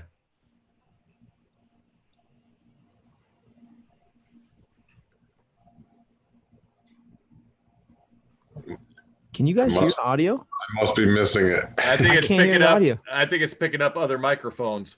Oh, you guys can't hear the video? No audio. No audio. We heard the audio at first when you were talking about your wife's chili and how it was horrible, and the something powder that she puts in it. But and then I think it stopped when you guys started talking. Maybe could that be it? No, I didn't hear any audio. You never heard any audio. Well, shucks. Did I don't know how to do it. Well, that was a good test. I needed to know whether or not I could do that. He said something about the powder. She uses some kind of powder. All I can do is share the link then, I suppose. So what happened with the chili? Well, Put a little too much in there? I badmouthed her chili like hardcore. I think I call it absolute split, but not split. And and unbeknownst to me, she had walked in the room and she was standing behind me. Oh gosh, in that video? Yeah. Oh gosh. And she puts her hand on my shoulder and I'm like, I have no idea. And so you can feel the honeydew list getting a lot larger at that moment, right? Yeah. That's funny. Yeah, it was a pretty good moment. You guys can check it out in your. Yeah, I'm gonna have to check that out for sure. That's funny. Yeah, here's something that'll put a smile on your face, Woody. Yeah. When I was in training with Kyle, okay, he would just ask me oddball questions. Just, like, what do you think of Tucker? What do you think of what do you think of this guy? Have you heard of this guy? What do you think of him? And he asked me, what do you think of Woody Gamertag? Now, I'm going to say in my defense, I didn't know anything about you. Okay. But just a couple of the videos that I've seen, and they were all flight videos. They weren't really like you doing anything technical or anything. Mm-hmm. And he's like, "Well, what do you think of Woody?" And I was like, "Really?" And he's like, "Yeah." I'm like, "Well, I could be wrong. But I kind of get this vibe like he doesn't change his own oil." And he's like, "Really?" And I was like, yeah. I don't know why. Maybe it's just I haven't seen anything, but I never see him working on machines or anything, And I was like, maybe he gets his oil changed somewhere. I don't know. I've never seen him change his oil, And then come to find out that you actually have mechanical skills. And I'm like, okay, well, I learned something new about Woody. Dude, I have my car, my wife's car, my daughter's car, my golf cart, 2 lawnmowers and a tractor. I change so much gosh darn oil. Yeah, you got some stuff there. You're a full-time mechanic when you're off work. It's so Think about how much oil that is. dude. I My have gosh. if you in my I have In a boat. like 50 gallons of oil storage that I keep on site, and then I just at one time recycle it, so that I don't have to run back all the time. Heck yeah. Yeah. Yeah, I thought you'd get a kick out of that. Like, never change my oil. I can change oil. I change oil. I was really wrong on that because, obviously you changed oil. You've done videos of it, and doing brake calipers and everything else, and I was just young in the paramotoring game and didn't know anything. And he's like, I'm gonna pick this guy's brain, I think I vibe wrong. Like you got that. When I go to these SIV courses, it's funny. I don't want to overstate it or anything, but I get a bit dissed, right? Like I talk to people, like we're all hanging out. Well, I'll get the back. They'd rather talk to somebody cooler.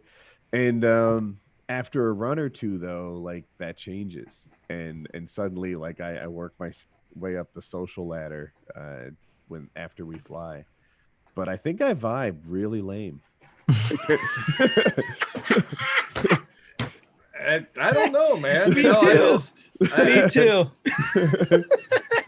Yeah, I'm not a vlogger. I'm not good at doing editing and all that crap. I just usually just film me flying and that's it. Just to, I've got that for my record. But yeah, I couldn't put half the time that you put into editing and all that because it would just make no sense. Right. I don't believe that, Woody. You don't believe that I vibe lame? No, I don't think so. I've been watching for a while. I'm pretty sure it's true. Yeah. I don't think so. But there are some. There's a guy. Characters. He's from Southern California. Mike. Anyway, he's on Facebook. He's an Acro pilot. He's similar to me, maybe ahead in the progression a little bit. And he's one of the guys that he like verbalized it. Like I landed. And I had done like some tumbles and probably a heli fail or something. But my wingovers and tumbles are actually pretty good. And he's like, oh my God. Like when I saw you, I didn't expect anything from you. That was cool. He was totally fanboying after you landed. He was really complimentary after we landed. But all I could think of was like something about me sets expectations low, like really low. It's funny because when I think of some of these old school guys that don't YouTube, like all the young guys probably know you, but the old cats, they're like, who's this guy? They don't know. That's happened to me a couple of times where we're at fly-ins or whatever, and then people come up and I'll be like, oh, you probably saw the video. And they're like, no, the heck you talking about? Like, oh, had a Cascade, Palomar. Never mind. Yeah. Well, one thing I'm grateful, I've never like misrepresented my skills. So I don't feel like I have much to live up to, or like I'll never be exposed. I just am what I am. That's all there is. I got exposed. The top comment right now, I pinned it, is that my whole video is a conspiracy. It's a fake. That I did it on purpose for YouTube. Oh, the Cascade event? Yeah, the top comment. I was like, that's amazing. Thank you for that comment. You were literally asking God for help. I was praying to make sure I was right with God when I died. Well, do you remember the quotes at all? Like what you said? Oh yeah. Like, oh dear Lord, help me now. Am I on target with this? Pretty close. Yeah. Yeah.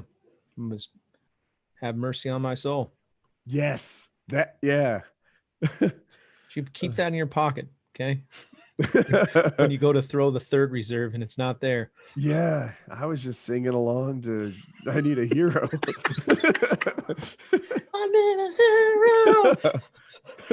like I feel like soldiers return from battle and like fireworks trigger them. Yeah. But for me, it's Bonnie Tyler.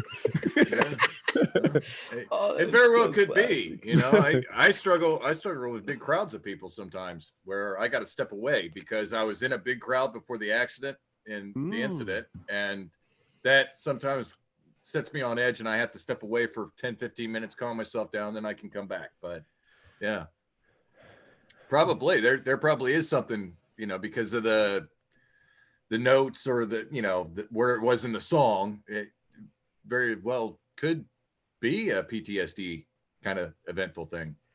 Yeah, could be. I don't like. I feel like claiming PTSD is somehow stolen valor, but yeah, I get triggered by that song a little bit. It's not. Well, when you're flying, do you get nervous when you hear that song? When it comes on, are you like right on like? I do it on purpose. Yeah, there's a part where she's like do do do do, and I'm like, yeah, I remember. You know, like somehow like an odor can trigger a memory. That audio triggers a memory. Not that you would know, Sean. Where it just hits you, you know. I'm just talking like about odors. That's practically making fun of the disabled here in front of Sean. Nah, you're good. Really, Robert? I just want to know if Todd thinks that it's stolen valor. Stolen valor. To claim PTSD. Yeah, because it's post-traumatic stress disorder. Yeah. Yeah. Just waiting for his comment. Right. Patiently waiting. Damn it. Craig Taylor was. I think he had commented in the chat when Woody was talking about it. It was like PTSD is real, and yeah, it is. I can totally relate, but you know, we lost Craig. I it's understand. only stolen valor when Woody claims it. Well, now we have our arbiter.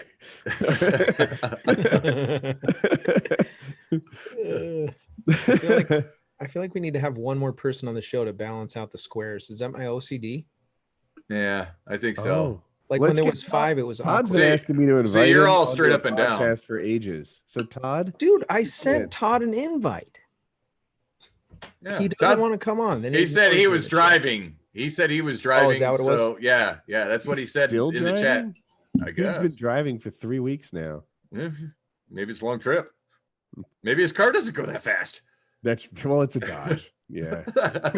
He drives a Toyota, right? I want to say he has a Dodge truck. Oh, he's home now. Yeah, he's just in his boxers.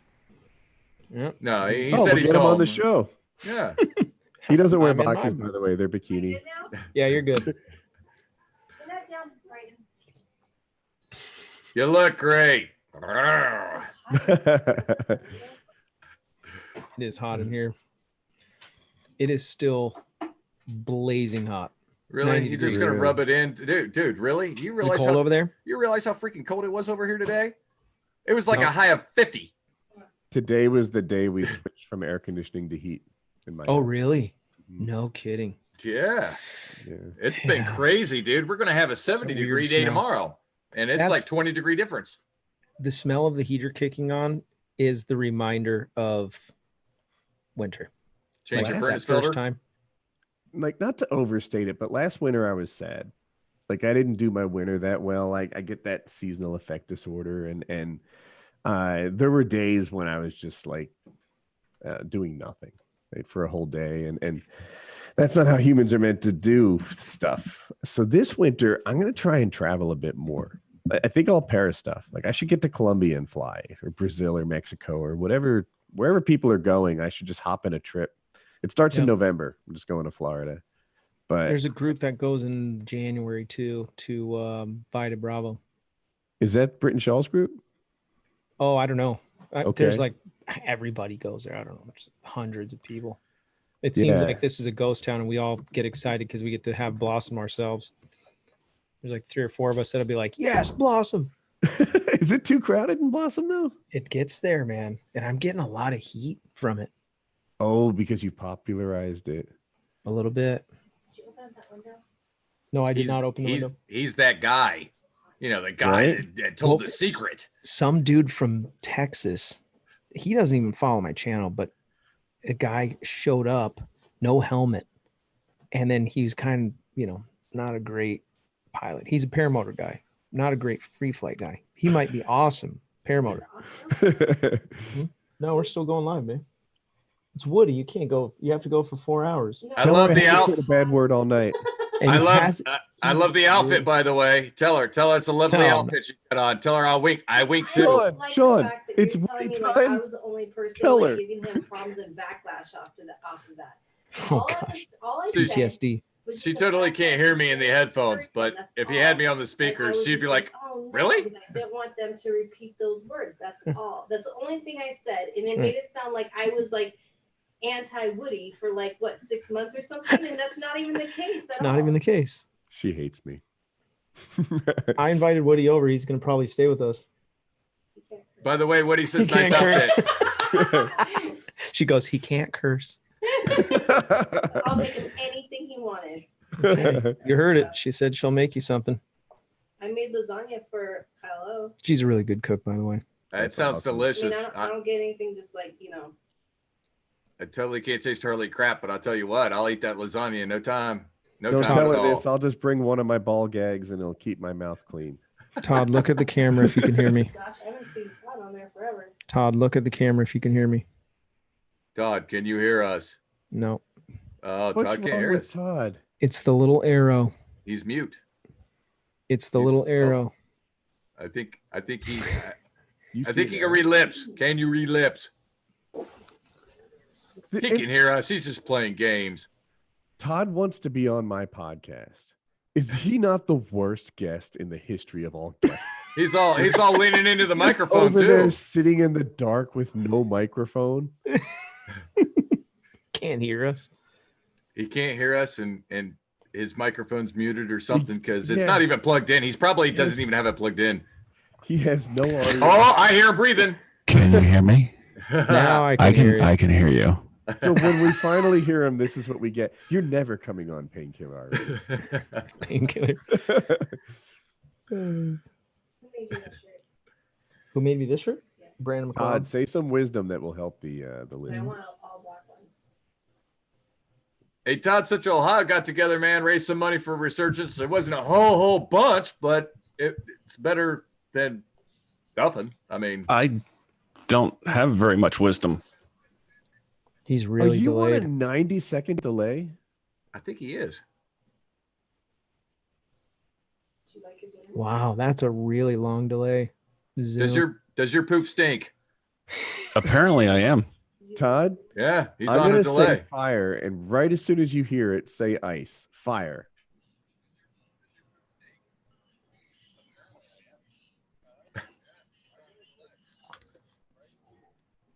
He is on the delay. Ice. Wow, that's a long time. Wow.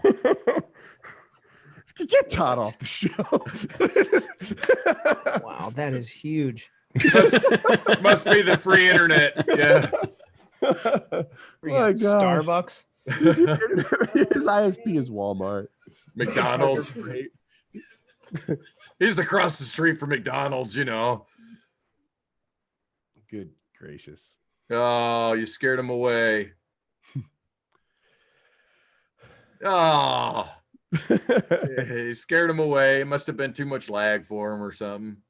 Poor guy. We miss you, Todd. You Thanks know, for coming on, Todd. yeah.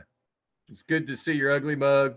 Could Meant for he have been radio. listening to it through the browser instead of through Zoom? You know, that's what I'm thinking. Like he was Maybe. YouTubing it instead of, well, no, because he was No. in Zoom, but you know what? The YouTube does have that slow delay time. That's probably what it was. He probably had the speakers silent and all that and was in YouTube.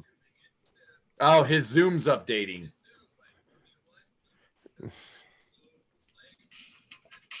Yeah. Robert. That's the part. That's Oh, it. Oh, That's horrible, man. Oh my gosh. why Not are only you the playing fact that I can't song? stand that song, but he's playing it over and over. The video. It's just brutal. That's 80s riffing. I can't handle it. Ah. I will never hear that song the same again. The only reason me why about it. Robert doesn't mind that song is because it's before his time. Oh my gosh, that's not the original video in that song. See what I mean? What? I'm like, I'm Bonnie 42 Tyler. and he's only what, 40? Was that right? He was 40. Yeah, you need to put headphones on, man. So he wasn't. I can you hear know, it in here. that was before his day, Woody. Mm. Just a little bit. So that's it. We lost Todd. Yeah. He said his Zoom is updating. It's not clear if he's going to try to come back. Yeah. Hey, Todd, if you're watching this, are you going to try to come back in Zoom? I know it'll take 15 minutes. I know it'll take 15 minutes for you to hear it, but just reply in the chat. Why are you pointing at me? Because it's coming through the microphone. I can hear Sean. You look great. You look great, by the way, Aaron. Robert, have you thought about using OBS? I did look at it. So I use OBS. What do you? Yeah, tell me. And I can share video, and like And without sound. the frame rate being crazy slow. I'm paying $15 a month for this. Oh, OBS would be free. OBS is free. I don't know if I want to deal with the brain damage. Yeah, that's what I got to deal with. That was the second one I looked at. Then I got to learn a whole nother program and everything. Ugh. No, you wouldn't. Well, you might, but basically, whoever's putting it together, which I would assume would be Robert, would need to build a layout. Probably he'd have a main screen and then a smaller one. He'd take it and put it on, and then whoever talked would just insert themselves on the main screen. I don't know if you can control who's on the main screen or not, but in any case, then you'd be able to flip over and be like, all right, now we're going to watch a video together. Now we're all going to do this. Now we're all going to observe this photo or whatever, look at a website, and it'd give you more flexibility. It's a little more work, but I think it's be better. Craig Taylor just showed back up. I see that. Oh man. Fell asleep. No, like Zoom kicked me out, wanted to update, and I tried another computer and it just wouldn't load. And then I saw Todd for fire and hold on, wait a minute, ice. Yeah. Now, do we know that was a tech issue? Because Todd's not the sharpest knife in the drawer. Right? He could have been taking a while to get the whole ice thing. Well, he said his was updating. I'm glad I updated ahead of the show because I looked at it and I was a half an hour early and I thought, I'll just do the update. We don't need bugs. Let's fix that. I'm glad I did. I assume I'm current because I installed for the first time tonight. Yeah. Yeah, you got the latest. It's not bad. I like it. It's fine. It works. It's easy. It's very user friendly, and that's what I need. As soon as I figure out how to do that enunciation. Where's your headphones at, babe? Enunciation. It's off track because I can hear you. Can we throw these to you? Currently, no, I have mine. I can hear you currently right now. You want to see what Halloween looks like when it throws up in somebody's house? Scared me. He's like, you look good, by the way. I'm like, oh my gosh, can you see me? Wife. That's like projectile Halloween vomit. She's been on the show a couple times, but she does not want to come on right now. No. I thought she was going to yell at me again. Her outfit looks great, by the way. I like what she did with her PTSD. hair. Yeah. I like what she did with her hair. She's all subconsciously worried right now that you can actually see her. Yeah, she looks great. I look to see if your screen is on. She's looking on the YouTube, watching live to make sure that she can't be seen on the. Yeah, you can't be seen on YouTube, but in Zoom you can. Yeah. Oh yeah, I'm looking at you. I'm looking at you right now. Yeah. Yeah. That's it, man. Yeah, man. Well, I think we're gonna call it a night. I don't think Todd's gonna make it back on. That was pretty good for Friday night. Yeah. Yeah. Woody, I really appreciate you coming on, by the way. That's you're a great guest to have on. My pleasure. Thank you. Every time. We always have a blast. I like to think as soon as they see me, they think it'll be really lame. And then I can exceed those expectations. And then exceed those expectations. Well, he looks like somebody famous, but I can't quite put my finger on it. You got to figure out who that is, babe. I think I know who it is. Hold on a second. Okay, Fat find him. Dylan, right? Instead of Matt Dillon. She's probably thinking of something like she watched her grandpa watch like back in the day when it was black and white and stuff, and the guy looks exactly like you. I don't know his name, but I'm sure I've seen that. Yeah. Who would you say is the most famous person that you had on your podcast? We've had a couple that are famous. Who's the guy from To Catch a Predator? We had that. Talking to the host? Yeah. Oh, Chris, what's his name? Wasn't he on Dateline or something like that? Yeah. We had him on. He gave us mugs. That's cool. We've had a couple fighters on. Tim Kennedy, Joe Lowe's on from the UFC. We had Milo Yiannopoulos on. What? Big. Are you serious? Mm-hmm. I'm gonna have to go back and watch that show. Yeah, it's funny the things that he got in trouble for, which I'm self-censoring. He had his first physical relationship very young with a priest and considered himself the predator, and that it was a very good thing, and that this priest kind of coached him into sexuality. And he later got on a lot of trouble. That's kind of where he got canceled, because it almost seemed like he was pro-pedo. And whoa, he said all those same things on our podcast too, but it fell under the radar. No kidding. That is wild. Mm-hmm. Holy smokes. Oh my gosh, I can't believe how much he looks like it. So I'm not saying anymore. I'm not like everything I say next. I'm like, nah, there's really no. Nope, can't say that. Nope, can't do that. That guy was into lollipops. He would have learned from a priest. And, so if Aaron figures out who you look like, Woody, if Aaron figures out who you look like, does that mean that we got to see her? He used to be a famous baseball player. Oh. I just sent it to you right now. Oh, you sent it to me? Dad, are you on? Oh, it's still sending. What's wrong with our internet?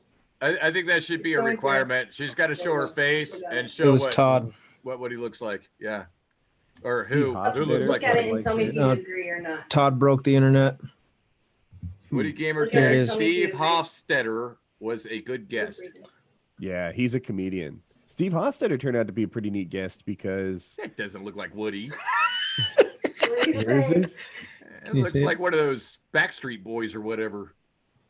No. That's me. That's you. That's what she said. What was Does he look like him? Nah. Let me see. Yeah. Oh, after we had Steve, he opened the door to a bunch of other good comedians. Comedians tend to make good guests. Looks like Mr. Rose. Oh, I bet. Yeah. How much pre-show work do you guys do? Not much. Well, we have like a different attitude. Oh my gosh, it totally does look like him. When people start being funny before the show, we're like, shh, save it for the show. Like, you can't retell this joke, then all our laughs are fake. Like, right. So we get the text sorted out, and then we press record. Let it rip. Yeah. Yeah, you got 4 hours, so. Yeah. You know, if someone starts telling their story, then like they've ruined that story. So we save it for the show. Do you hate it when you have those guests that you got to pull everything out of them? Yeah. And when that happens, those guests just sort of disappear in the background, and we do it without them. Yeah. Yeah. I've had a couple of those. We had the Bagel Boss on. No one thinks that was a good get, but I love that dude. Do you know this guy? I've heard of him. He had a viral video. He's like, I'm making this up, 4'7" maybe. Yeah. He got really mad, mad. You fight this guy that was twice the size of him. He's like, what if you think you're big that you can push me around? That is actually how pushing works. But you had him on your show? Yeah, we had him on our show. Oh my gosh. Magic for about that was recent. Yeah. And then after that, he wasn't as good anymore. We've had a bunch of good people. Still not on after show? Some of the best ones aren't even famous. We had a Sailing La Vagabond before they were big. I thought they were super cool. It's this couple. They have a baby now, and they sail around the world. That's their gig. So they have this boat. He worked on an oil rig, saved up his money, bought a boat, didn't even know how to sail. He's Australian, So he bought his boat in like the Mediterranean or something and sailed it home. That's how he learned to sail. And then he was like a 2-week sailor when he met Elena. And he was, I don't know, they hit it off. 4 days later, he's like, "You want to come?" And she said, "Yes." And I'm just like, I don't know, something about like the spark in this woman to be like sailing around the world with this new dude. Yes. And like, I find it like a little inspiring when people say yes to a good thing, when they jump on an opportunity. And adventure, man. I think they'll be together forever. And they came on the show. Riley was just as naughty as the host, so you're ready to roll with it. I won't even get into the stuff we talked about, but it was extreme by our standards. And Elena was horrified the whole time, which was its own kind of entertainment. And so they don't have to be famous to be a good guest. Yeah. I had somebody Chris recently. Hansen is who the To Catch a Predator guy. We had him on. Oh, yeah, okay. Who was the guy that we had on? He's got 3.5 million, almost 4 million subs. Does the voices? What's his name, babe? Black Griffin. Oh, Black Griffin. Blake Griffin. No, yeah? Black Griffin. Yeah, he came on. He's a paramotor pilot. Do you know that? Mm-mm. Yeah, super cool guy. He's That's going to cool. come on again. My only regret was I didn't make him broadcast to his base. Have you had Tucker yet? Twice. Twice. Oh, okay. Actually, he's come on 3 times. One was kind of like a cameo. Okay. He was at a fly-in and somebody grabbed him. That was the first time. And then, yeah. It must be a pain to be Tucker at a fly-in. Like, it's a bit of extra work to be me at a fly-in. Yeah. But to be Tucker, good. Yeah. Even me with our little fly-ins, because it's such a niche sport, man. Right. Everybody's seen it. You know, if you're a pilot, you've watched my YouTube video, guarantee it, or you follow the podcast. So if oftentimes I'm busy, like I'm like doing a thing or about to do a thing. I'm doing a pre-flight, and I'm at Wings Over Winter. It's like 2 years ago, and I'm doing a pre-flight. I'm checking everything over, and like this is how it feels from my perspective. Everybody wants a piece of me, and it's like I'm in pre-flight. Can we get like the Dome of Solitude here, please? But I can't say that because I don't. Right. Yeah. So get away from me. So I'm just like, yeah, I'm gotta check in, see if the prop's on right now. And as I was screwing on the gas cap after filling it, a fan put his hand over mine to help me screw the gas cap together. Awkward. It was just like, how do you not see this is inappropriate? Like that was Todd. Todd's a snuggler. But yeah, he put his hand on mine and we screwed on the gas cap together, and this is just a level of That's what she said. He's not joking. That really happened. Yeah. So that is super awkward. Let me get that for you. Yeah, and I'm sure Tucker gets that times 10, man. I've watched your channel a few years. It's funny. It's funny that you use that voice, Robert, because I remember meeting Dan's girlfriend, and her name was Jessica, and I'm like, oh, okay, because I'm not good with names, so I try to relate it to something that I've heard before, or that I'll remember. Yeah. So I remember this commercial on the radio. And it was like one of those weird commercials, but evidently it was this chick named Jessica. And he's like, "Well, what's your name?" She's like, "My name's Jessica." He's like, "Hi, Jessica." So I think of that every time I see her. I'm like, "Hi, Jessica." Just real creepy, Yeah. It works for me though. I mean, I remember her name. I was at Moonshiners flying, not this year, so it'll be like a year and a half ago, a little less. Anyway, I'm sick, like super sick. I'm like just worn out and a little bit dizzy, and my nose is running. And I go from the showers to my trailer, and I'm just there to retreat, like sort of have an alone time. When my head hit the bed, I was relieved that the walk was done, right? Just sort of weak and tired. Some guy comes knocking on my door, wants me to tune his carburetor for him. And like, I was like, I don't work for air conception. I just bought one full price. Like, you know, and he's like, yeah, but I really need help. And I'm such a freaking softy. I'm like out there in my bare feet, burning him on the asphalt, trying to tune his carburetor for him. Oh man. And thankfully Ross Gassaway, who's better at it than me, sort of took over and I went back to retreat. But I'm like still low grade mad at that guy. Like, he's probably watching right now. Thinking, you know, like, like, Woody, can you get out of bed and he'll come to my car? Like, So, knock on the trailer. Yeah, he knocked on the door, needed me. So yeah, I would have been like, do you know Kyle O? His trailer's right there. Yeah. Have you had Ryan Roberts on the show? Yeah, he came on once. I gotta tell you, like, I sent an email over. I broke the string on the chase cam, and I was just simply asking, what kind of rope is it? Where can I get it? Like, I wanted to use the same stuff, and figured he'd send me like a $3 18-foot piece of line that comes with the chase cam. That guy is so awesome. He sent me an entire new chase cam. Oh wow. Who sent it? Ryan Roberts. Ryan Roberts at PPG Smoke.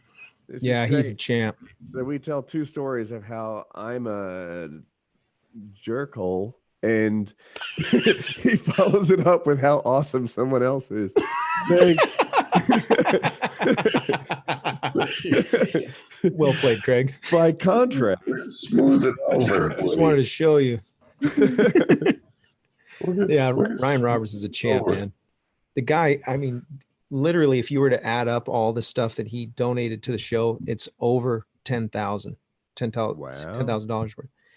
You know, and I don't know, you know, who knows how much it's actually helping him, helping the base of his enterprise. But just, he's such a cool dude. He was one of the first guys that I met when I was trying to teach myself at Little Black, and he showed up one day, and he brought a paramotor. He had the very first paramotor I ever saw in person, and he freaked me out, man.